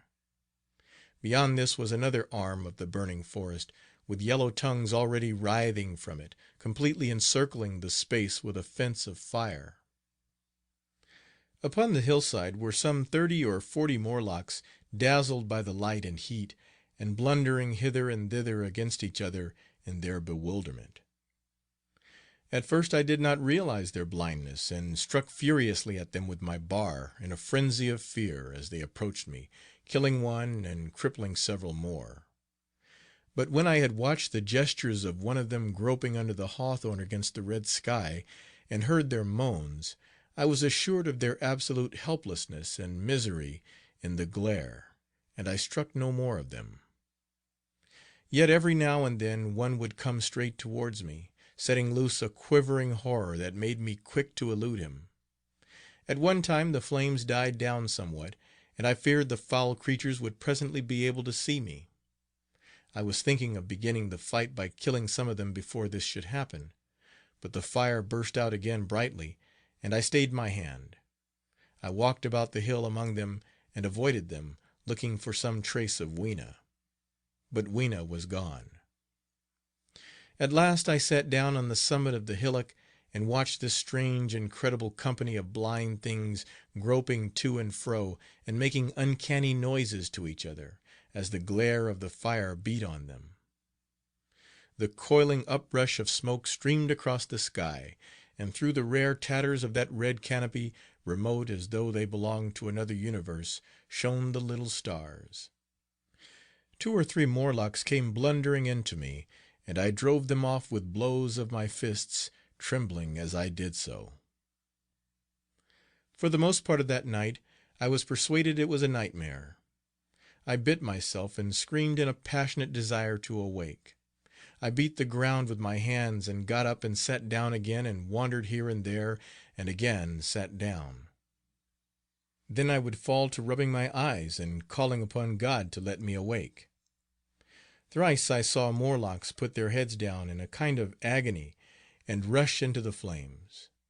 But at last, above the subsiding red of the fire, above the streaming masses of black smoke and the whitening and blackening tree stumps and the diminishing numbers of these dim creatures, came the white light of the day. I searched again for traces of Weena, but there were none. It was plain that they had left her poor little body in the forest. I cannot describe how it relieved me to think that it had escaped the awful fate to which it seemed destined. As I thought of that, I was almost moved to begin a massacre of the helpless abominations about me, but I contained myself. The hillock, as I have said, was a kind of island in the forest. From its summit I could now make out through a haze of smoke the palace of green porcelain, and from that I could get my bearings for the White Sphinx. And so, leaving the remnant of these damned souls still going hither and thither and moaning as the day grew clearer, I tied some grass about my feet and limped on across smoking ashes and among black stems that still pulsated internally with fire, towards the hiding place of the Time Machine. I walked slowly, for I was almost exhausted, as well as lame, and I felt the intensest wretchedness for the horrible death of little Weena. It seemed an overwhelming calamity. Now, in this old familiar room, it is more like the sorrow of a dream than an actual loss, but that morning it left me absolutely lonely again, terribly alone. I began to think of this house of mine, of this fireside, of some of you, and with such thoughts came a longing that was pain. But as I walked over the smoking ashes under the bright morning sky, I made a discovery. In my trouser pocket were still some loose matches. The box must have leaked before it was lost. About 8 or 9 in the morning I came to the same seat of yellow metal from which I had viewed the world upon the evening of my arrival. I thought of my hasty conclusions upon that evening, and could not refrain from laughing bitterly at my confidence. Here was the same beautiful scene, the same abundant foliage, the same splendid palaces and magnificent ruins, the same silver river running between its fertile banks. The gay robes of the beautiful people moved hither and thither among the trees. Some were bathing in exactly the place where I had saved Weena, and that suddenly gave me a keen stab of pain. And like blots upon the landscape rose the cupolas above the ways to the underworld. I understood now what all the beauty of the overworld people covered. Very pleasant was their day, as pleasant as the day of the cattle in the field. Like the cattle, they knew of no enemies and provided against no needs, and their end was the same. I grieved to think how brief the dream of the human intellect had been. It had committed suicide. It had set itself steadfastly towards comfort and ease, a balanced society with security and permanency as its watchword. It had attained its hopes, to come to this at last. Once, life and property must have reached almost absolute safety. The rich had been assured of his wealth and comfort, the toiler assured of his life and work. No doubt in that perfect world there had been no unemployed problem, no social question left unsolved, and a great quiet had followed. It is a law of nature we overlook, that intellectual versatility is the compensation for change, danger, and trouble. An animal, perfectly in harmony with its environment, is a perfect mechanism. Nature never appeals to intelligence until habit and instinct are useless. There is no intelligence where there is no change and no need of change. Only those animals partake of intelligence that have to meet a huge variety of needs and dangers. So, as I see it, the upper world man had drifted towards his feeble prettiness, and the underworld to mere mechanical industry. But that perfect state had lacked one thing even for mechanical perfection: absolute permanency. Apparently, as time went on, the feeding of the underworld, however it was effected, had become disjointed. Mother Necessity, who had been staved off for a few thousand years, came back again, and she began below. The underworld, being in contact with machinery, which, however perfect, still needs some little thought outside habit, had probably retained perforce rather more initiative, if less of every other human character, than the upper. And when other meat failed them, they turned to what old habit had hitherto forbidden. So I say I saw in my last view of the world of 802,701. It may be as wrong an explanation as mortal wit could invent. It is how the thing shaped itself to me, and as that I give it to you. After the fatigues, excitements, and terrors of the past days, and in spite of my grief, this seat and the tranquil view and the warm sunlight were very pleasant.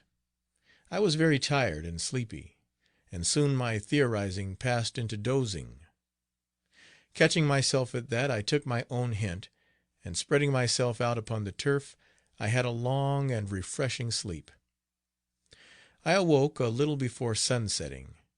I now felt safe against being caught napping by the Morlocks, and stretching myself, I came on down the hill towards the White Sphinx. I had my crowbar in one hand, and the other hand played with the matches in my pocket. And now came a most unexpected thing. As I approached the pedestal of the Sphinx, I found the bronze valves were open. They had slid down into grooves. At that I stopped short before them, hesitating to enter. Within was a small apartment, and on a raised place in the corner of this was the time machine. I had the small levers in my pocket. So here, after all my elaborate preparations for the siege of the White Sphinx, was a meek surrender. I threw my iron bar away, almost sorry not to use it. A sudden thought came into my head as I stooped towards the portal. For once, at least, I grasped the mental operations of the Morlocks. Suppressing a strong inclination to laugh, I stepped through the bronze frame and up to the time machine. I was surprised to find it had been carefully oiled and cleaned. I have suspected since that the Morlocks had even partially taken it to pieces while trying in their dim way to grasp its purpose. Now, as I stood and examined it, finding a pleasure in the mere touch of the contrivance, the thing I had expected happened. The bronze panels suddenly slid up and struck the frame with a clang. I was in the dark, trapped. So the Morlocks thought. At that I chuckled gleefully. I could already hear their murmuring laughter as they came towards me. Very calmly I tried to strike the match. I had only to fix on the levers and depart then like a ghost, but I had overlooked one little thing. The matches were of that abominable kind that light only on the box. You may imagine how all my calm vanished. The little brutes were close upon me. One touched me. I made a sweeping blow in the dark at them with the levers, and began to scramble into the saddle of the machine. Then came one hand upon me, and then another. Then I had simply to fight against their persistent fingers for my levers, and at the same time feel for the studs over which these fitted. One, indeed, they almost got away from me. As it slipped from my hand, I had to butt in the dark with my head. I could hear the Morlock's skull ring to recover it. It was a nearer thing than the fight in the forest, I think, this last scramble. But at last the lever was fitted and pulled over. The clinging hand slipped from me. The darkness presently fell from my eyes. I found myself in the same gray light and tumult I have already described. I have already told you of the sickness and confusion that comes with time traveling. At this time I was not seated properly in the saddle, but sideways and in an unstable fashion. For an indefinite time I clung to the machine as it swayed and vibrated, quite unheeding how I went, and when I brought myself to look at the dials again, I was amazed to find where I had arrived. One dial records days, and another thousands of days, another millions of days, and another thousands of millions. Now, instead of reversing the levers, I had pulled them over so as to go forward with them, and when I came to look at these indicators, I found that the thousands hand was sweeping round as fast as the second hands on a watch into futurity. As I drove on, a peculiar change crept over the appearance of things. The palpitating grayness grew darker, then, though I was still traveling with prodigious velocity, the blinking succession of day and night, which was usually indicative of a slower pace, returned, and grew more and more marked. This puzzled me very much at first. The alternations of night and day grew slower and slower, and so did the passage of the sun across the sky, until they seemed to stretch through centuries. At last a steady twilight brooded over the earth, a twilight only broken now and then when a comet glared across the darkling sky. The band of light that had indicated the sun had long since disappeared, for the sun had ceased to set. It simply rose and fell in the west, and grew ever broader and more red. All traces of the moon had vanished. The circling of the stars, growing slower and slower, had given place to creeping points of light. At last, some time before I stopped, the sun, red and very large, halted motionless upon the horizon, a vast dome glowing with a dull heat, and now and then suffering a momentary extinction. At one time it had for a little while glowed more brilliantly again, but it speedily reverted to its sullen red heat. I perceived by this slowing down of its rising and setting that the work of the tidal drag was done. The earth had come to rest with one face to the sun, even as in our own time the moon faces the earth. Very cautiously, for I remembered my former headlong fall, I began to reverse my motion. Slower and slower went the circling hands, until the thousands one seemed motionless, and the daily one was no longer a mere mist upon its scale.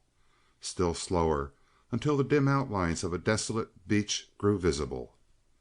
I stopped very gently, and sat upon the time machine, looking round. The sky was no longer blue.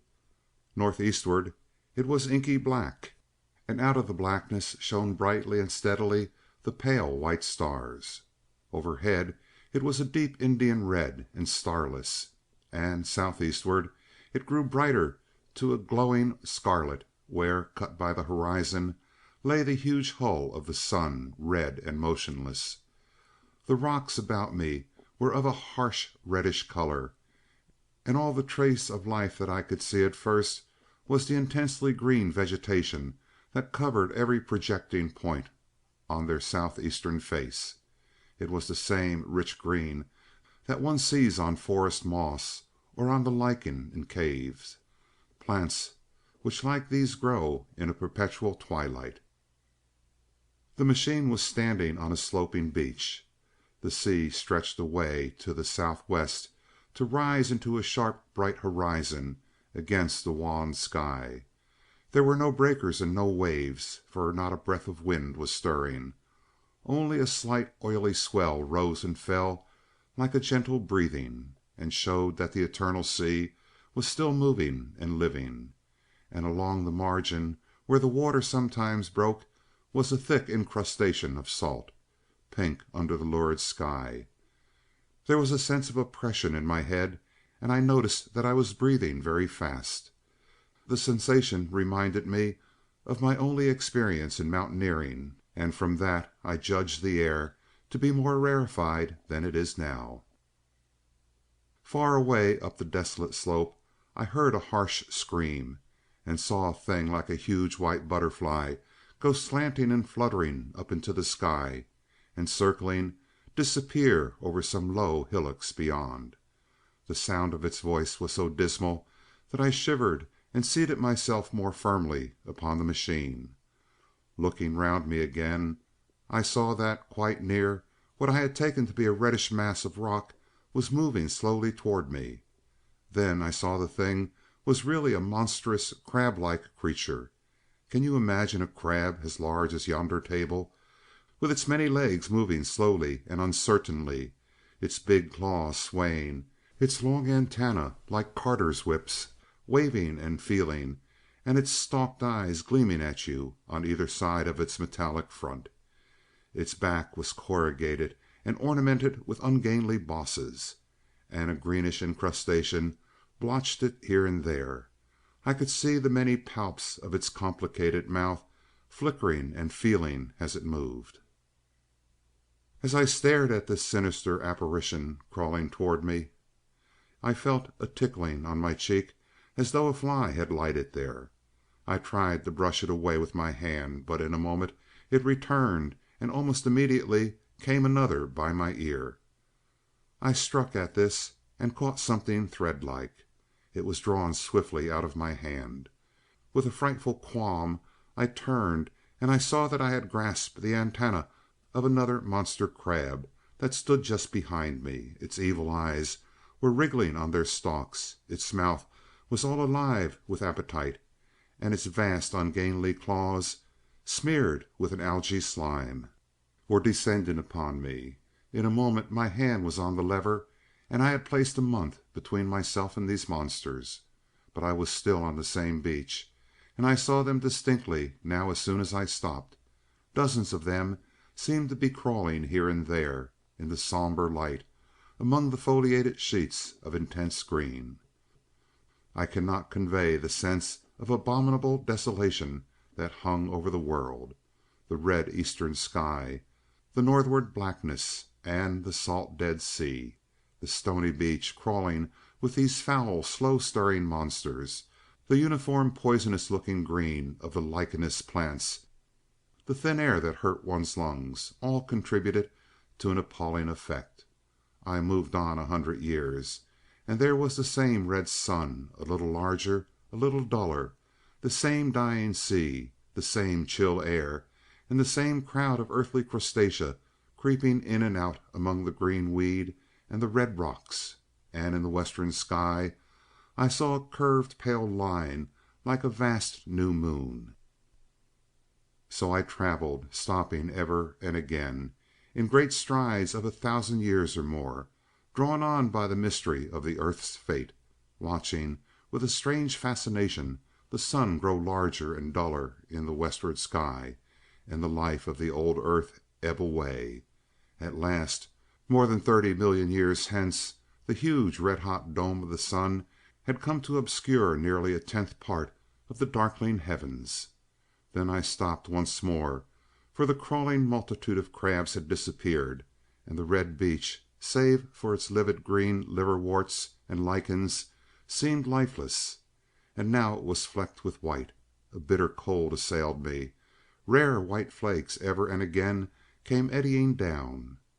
To the northeastward the glare of snow lay under the starlight of the sable sky, and I could see an undulating crest of hillocks, pinkish white. There were fringes of ice along the sea margin, with drifting masses further out, but the main expanse of the salt ocean, all bloody under the eternal sunset, was still unfrozen. I looked about me to see if any traces of animal life remained. A certain indefinable apprehension still kept me in the saddle of the machine, but I saw nothing moving, in earth or sky or sea. The green slime on the rocks alone testified that life was not extinct. A shallow sandbank had appeared in the sea, and the water had receded from the beach. I fancied I saw some black object flopping about upon this bank, but it became motionless as I looked at it, and I judged that my eye had been deceived, that the black object was merely a rock. The stars in the sky were intensely bright and seemed to me to twinkle very little. Suddenly I noticed that the circular westward outline of the sun had changed, that a concavity, a bay, had appeared in the curve. I saw this grow larger. For perhaps a minute I stared aghast at this blackness that was creeping over the day, and then I realized that an eclipse was beginning. Either the moon or the planet Mercury was passing across the sun's disk. Naturally, at first I took it to be the moon, but there is much to incline me to believe that what I really saw was the transit of an inner planet passing very near to the earth. The darkness grew apace. A cold wind began to blow in freshening gusts from the east, and the showering white flakes in the air increased in number. From the edge of the sea came a ripple and a whisper. Beyond these lifeless sounds the world was silent. Silent? It would be hard to convey the stillness of it. All the sounds of man, the bleating of sheep, the cries of birds, the hum of insects, and the stir that makes the background of our lives, all that was over. As the darkness thickened, the eddying flakes grew more abundant, dancing before my eyes, and the cold of the air more intense. At last, one by one, swiftly, one after the other, the white peaks of the distant hills vanished into blackness. The breeze rose to a moaning wind. I saw the black central shadow of the eclipse sweeping toward me. In another moment the pale stars alone were visible. All else was rayless obscurity. The sky was absolutely black. A horror of this great darkness came on me. The cold that smote to my marrow and the pain I felt in breathing overcame me. I shivered, and a deadly nausea seized me. Then, like a red-hot bow in the sky, appeared the edge of the sun. I got off the machine to recover myself. I felt giddy and incapable of facing the return journey. As I stood sick and confused, I saw again the moving thing upon the shoal. There was no mistake now that it was a moving thing against the red water of the sea. It was a round thing, the size of a football, perhaps, or it may be bigger, and tentacles trailing down from it. It seemed black against the weltering blood-red water, and it was hopping fitfully about. Then I felt I was fainting. But a terrible dread of lying helpless in that remote and awful twilight sustained me, while I clambered upon the saddle. So I came back. For a long time I must have been insensible upon the machine. The blinking succession of the days and nights was resumed. The sun got golden again, the sky blue. I breathed with greater freedom. The fluctuating contours of the land ebbed and flowed. The hands spun backward upon the dials. At last I saw again the dim shadows of houses, the evidence of decadent humanity. These too changed and passed, and others came. Presently, when the million dial was at zero, I slackened speed. I began to recognize our own pretty and familiar architecture. The thousands hand ran back to the starting point. The night and day flapped slower and slower.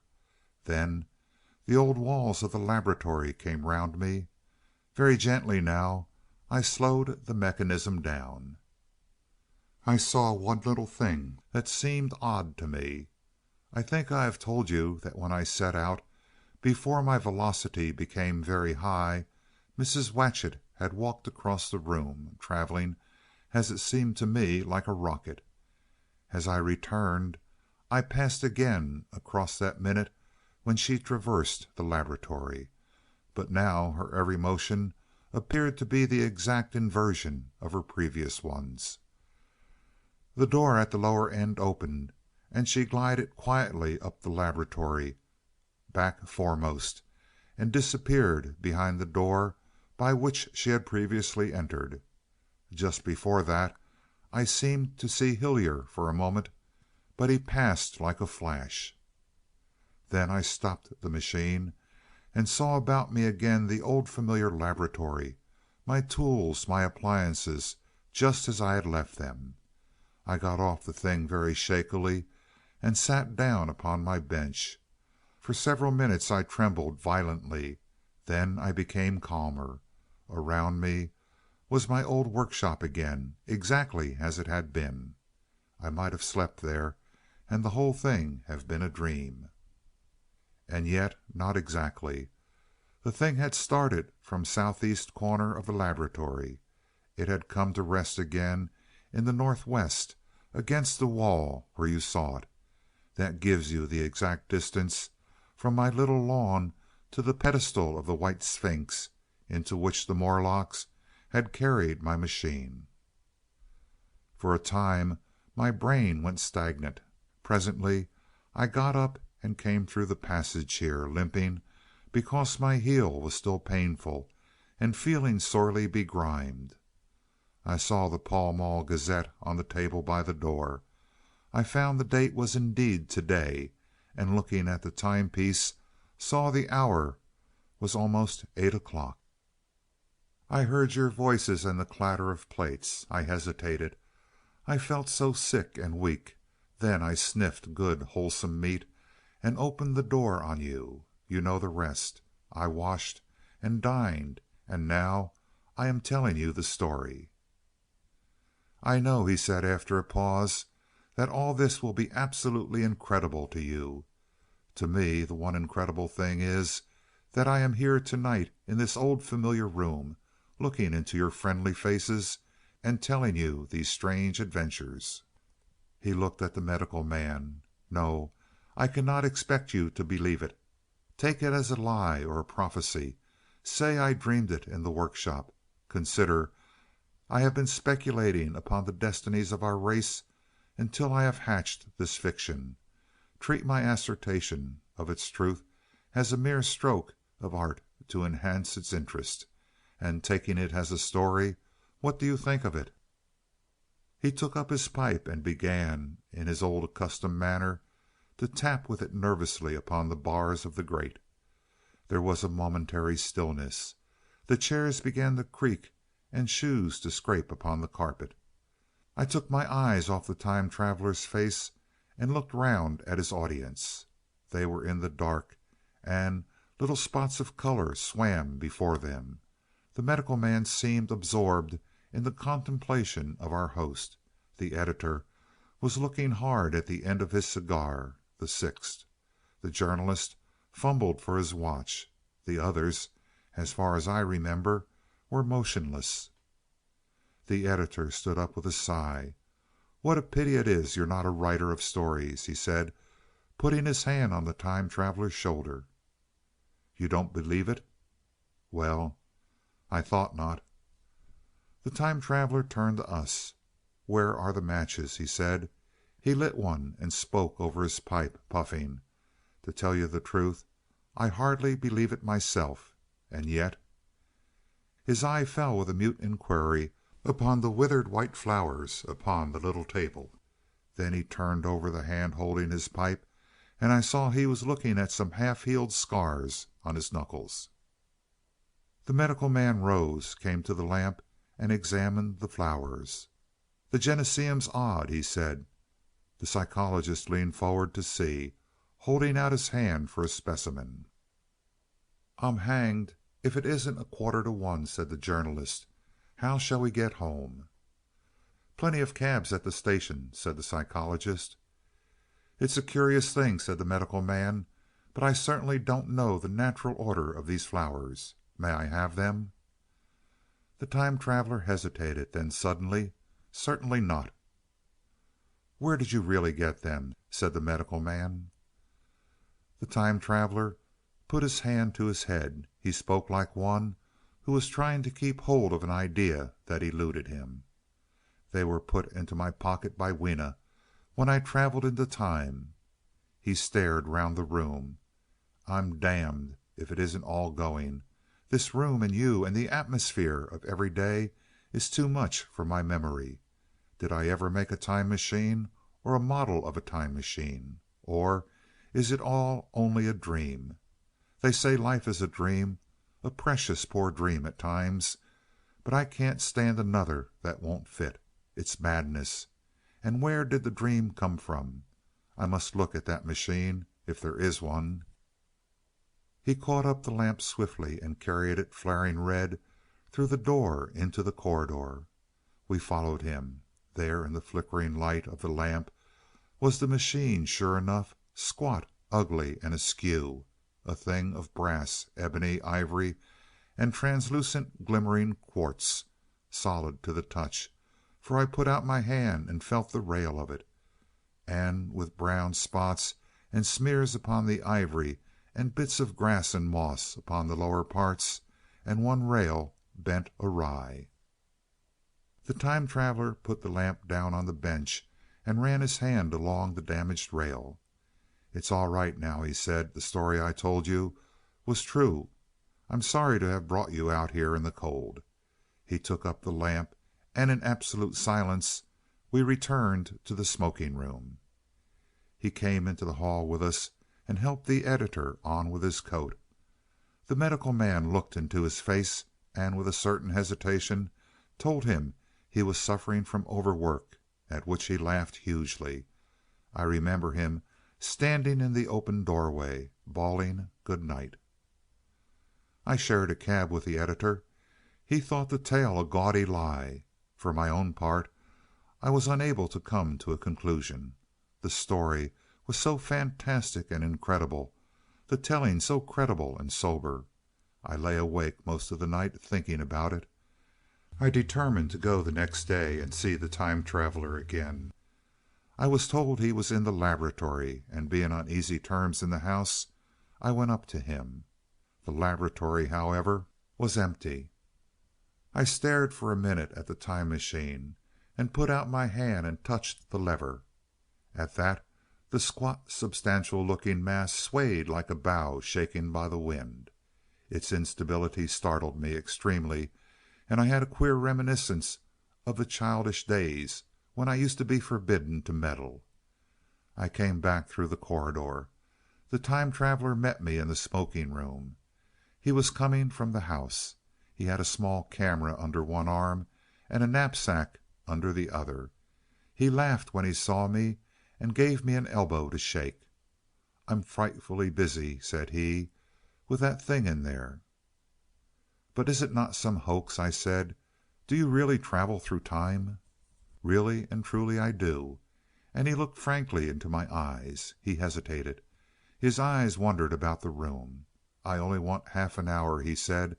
"I know why you came, and it's awfully good of you. There's some magazines here. If you'll stop to lunch, I'll prove to you this time traveling up to the hilt, specimen and all. If you'll forgive my leaving you now." I consented, hardly comprehending then the full import of his words, and he nodded and went on down the corridor. I heard the door of the laboratory slam, seated myself in a chair, and took up a daily paper. What was he going to do before lunch time? Then suddenly I was reminded by an advertisement that I had promised to meet Richardson, the publisher, at 2. I looked at my watch and saw that I could barely save that engagement. I got up and went down the passageway to tell the time traveler. As I took hold of the handle of the door, I heard an exclamation, oddly truncated at the end, and a click and a thud. A gust of air whirled round me as I opened the door, and from within came the sound of broken glass falling on the floor. The time traveler was not there. I seemed to have seen a ghostly, indistinct figure sitting in a whirling mass of black and brass for a moment, a figure so transparent that the bench behind, with its sheets of drawings, was absolutely distinct. But this phantasm vanished as I rubbed my eyes. The time machine was gone. Save for a subsiding stir of dust, the further end of the laboratory was empty. A pane of the skylight had apparently just been blown in. I felt an unreasonable amazement. I knew that something strange had happened, and for the moment could not distinguish what the strange thing might be. As I stood staring, the door into the garden opened, and the manservant appeared. We looked at each other. Then ideas began to come. "Has Mr.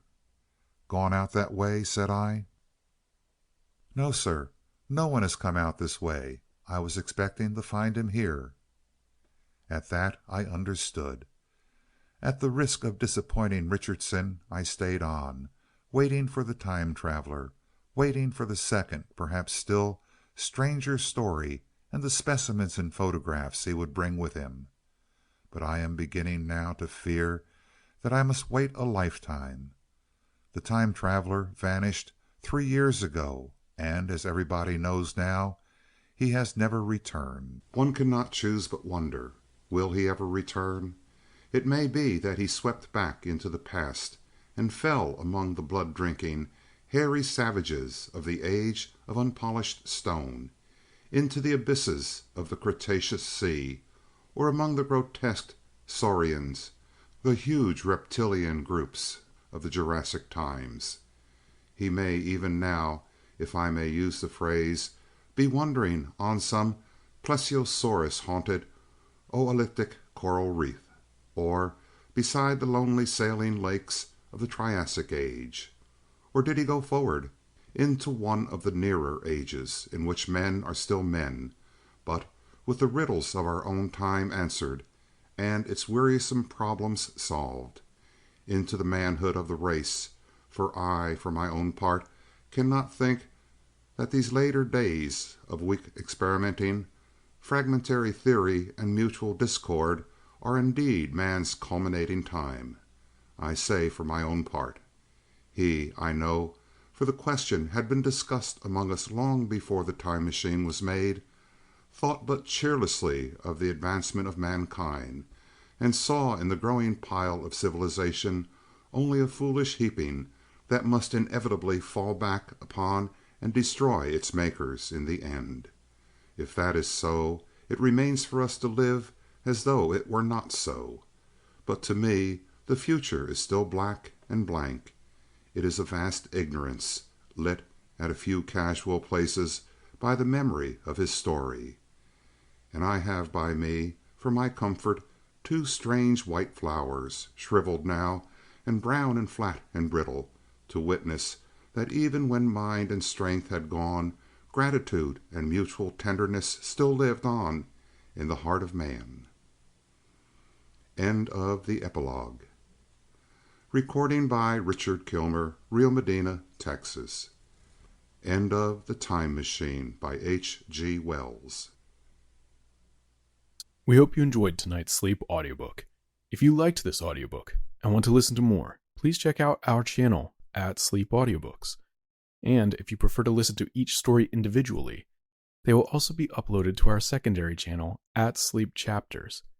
You can access our entire catalog of bedtime story audiobooks through our web app, which can be found at sleepaudiobooks.com. There, you will also find our suite of sleep tools, including a complimentary Better Sleep Quick Guide if you sign up to our mailing list. Links are in the description below. All likes, comments, and especially subscribing help this channel grow so that we can reach more night owls in our quest to help as many people sleep easier so they can live their lives more fully during the day. We appreciate your support and wish you a very excellent night's sleep. This is Sleep Audiobooks.